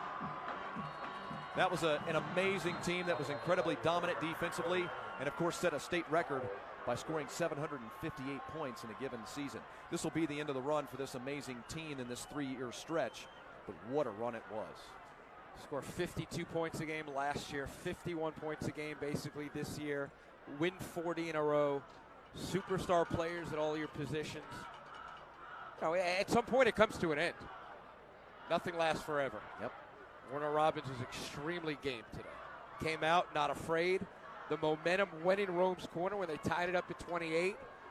Dylan Fromm and company able to march down the field, seize the momentum, and earn a championship. Or at least getting to a championship, I should say. Feels like a championship game, right? No, right. I know. It does. But Bainbridge will have something to say, and we'll see in a week and a half. So again, Rome 2 years ago 13-2, last year 15-0, and this year they're on their way to 13-1 as a final record. But yes, indeed, it looks like it's going to be Warner Robins and Bainbridge. What are the odds of that about 4 weeks ago? Boy, oh boy. Bainbridge had to rally late season just to make the postseason. Kadum across the middle. Had his man. Bounces out of his hands and off a defender and incomplete. It's Rome just was not your so day. Close. Yep. Just not your day when Roberts drops that. Remember, this game was tied at 28 apiece, and after that, it was all Warner Robins.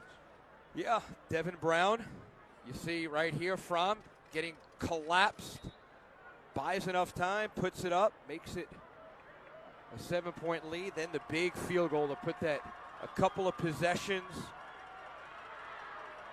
And then we come back to the live action. Kadum's got to get out of bounds. He does at the 20. And then that last score just added salt in that Rome wounds. You see it right here. The extra point made it 3 scores and pretty much lights out for the champs. Jalen Rutherford. What a game. What a story. It was October 19th. Here at the MAC, when Warner Robins and Bainbridge met each other, and it was a 38-0 Warner Robins win. End zone, nearly intercepted, but falls incomplete. It was almost harder to not intercept that. I don't know what just happened. He had it in his arms. I think he saw 100 yards of pay dirt. Probably so. Turnover on downs. Warner Robins has it back with their 17-point lead. Oh, you know what? He dropped it on purpose. That's what it was. It's a smart play. I didn't even realize that it was 4th down. Well, yeah. That's a brilliant play. Indeed it was, my friend. He had it in his. It looked like he did drop it, and now that I realize So instead of taking the chance with the return, right, and there's no fumbling the point football, to do that. all Now right. you just take. You think he made that decision? I in do. That split I second? do. Do you? The way he dropped that ball was awkward. I do. Well, that is. I will give you that. Absolutely.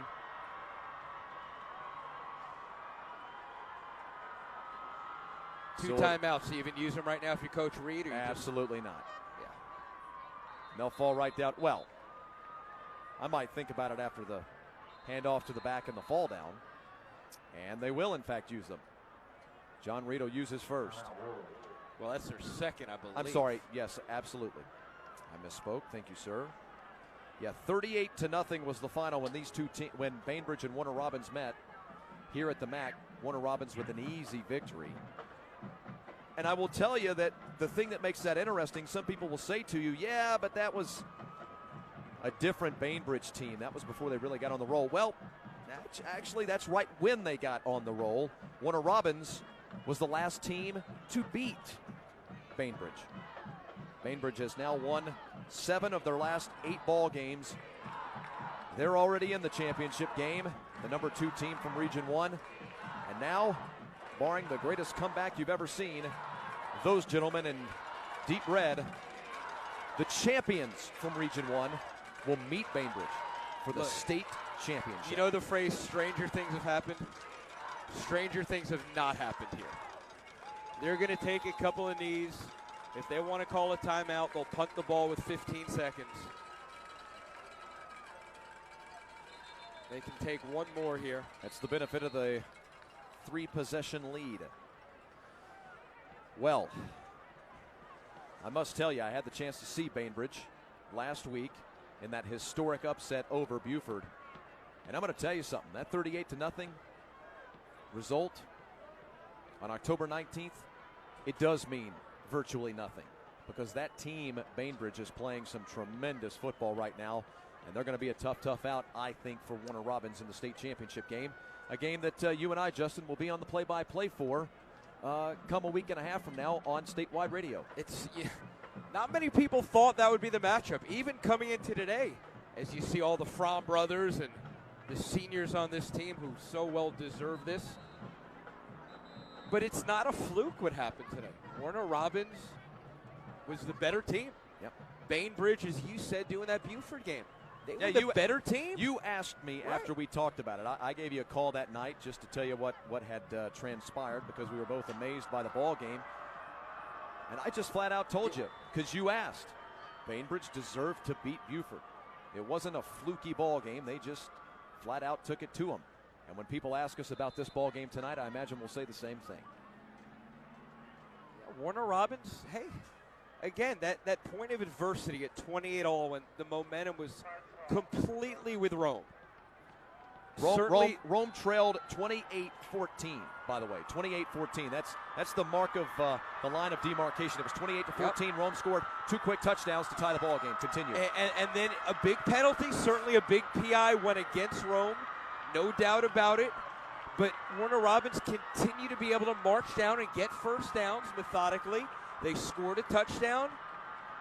Then Rome tried to come back. They couldn't. Warner Robins went down, kicked the field goal after that punt, remember? 4th and 1. Coach Reed opted a punt on the plus 45. Look at this celebration on the sideline, by the way. Continue. And I just think he's going to kick himself. He's going to think about that decision and say, I'm Rome. I'm the champion. I've got to win this game and be aggressive. 4th and 1 on the plus 45. And Kadam punted for about 20 yards.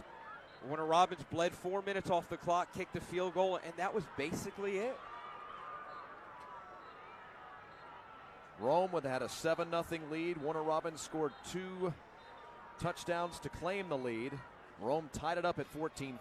And then Warner Robins went on a 2-score run to build that 28-14 lead that we just spoke of. Then 2 quick touchdowns to tie it up. And it was all Warner Robins thereafter. Very impressed with Dylan Fromm. He was all that was advertised tonight. You saw Markel Jones with a couple of touchdowns. Jalen Rutherford in the backfield was phenomenal. Are they going to take a safety here? Throw the ball. Well, There it is, the final gun. At least I believe so. The officials they now call a safety. The officials now blowing the whistle, waving folks off of the field. Let's see if they'll make this call or if they'll just let everybody get out here and celebrate and game over.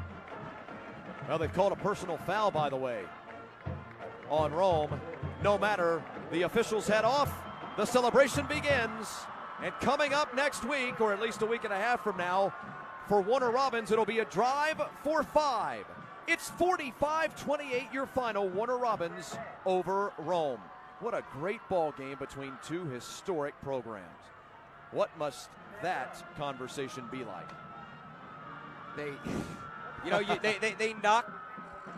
They knocked the champ down. Warner Robins came out. They won this game.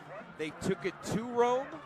Rome had a couple of counters, but in the end, Warner Robins did the job. Congratulations. They deserved it. They really did. So coming up next week, it'll be the late afternoon, early evening affair for the 2018 GHSA 5A State Championship game. It'll be an all-Region 1 matchup as the Bainbridge Bearcats will take on the Warner Robins Demons, looking for championship number 5. As they dethrone the two-time state champions and the 40-game winning streak owners, the Rome Wolves. Again, it's 45-28 your final, Warner Robins over Rome. For our entire crew here at the MAC in Warner Robins, including my broadcast partner Justin Hanover, I'm Chris Mooneyham saying thanks for joining us, everybody. You've been watching the NFHS Network's Road to State on Facebook Watch.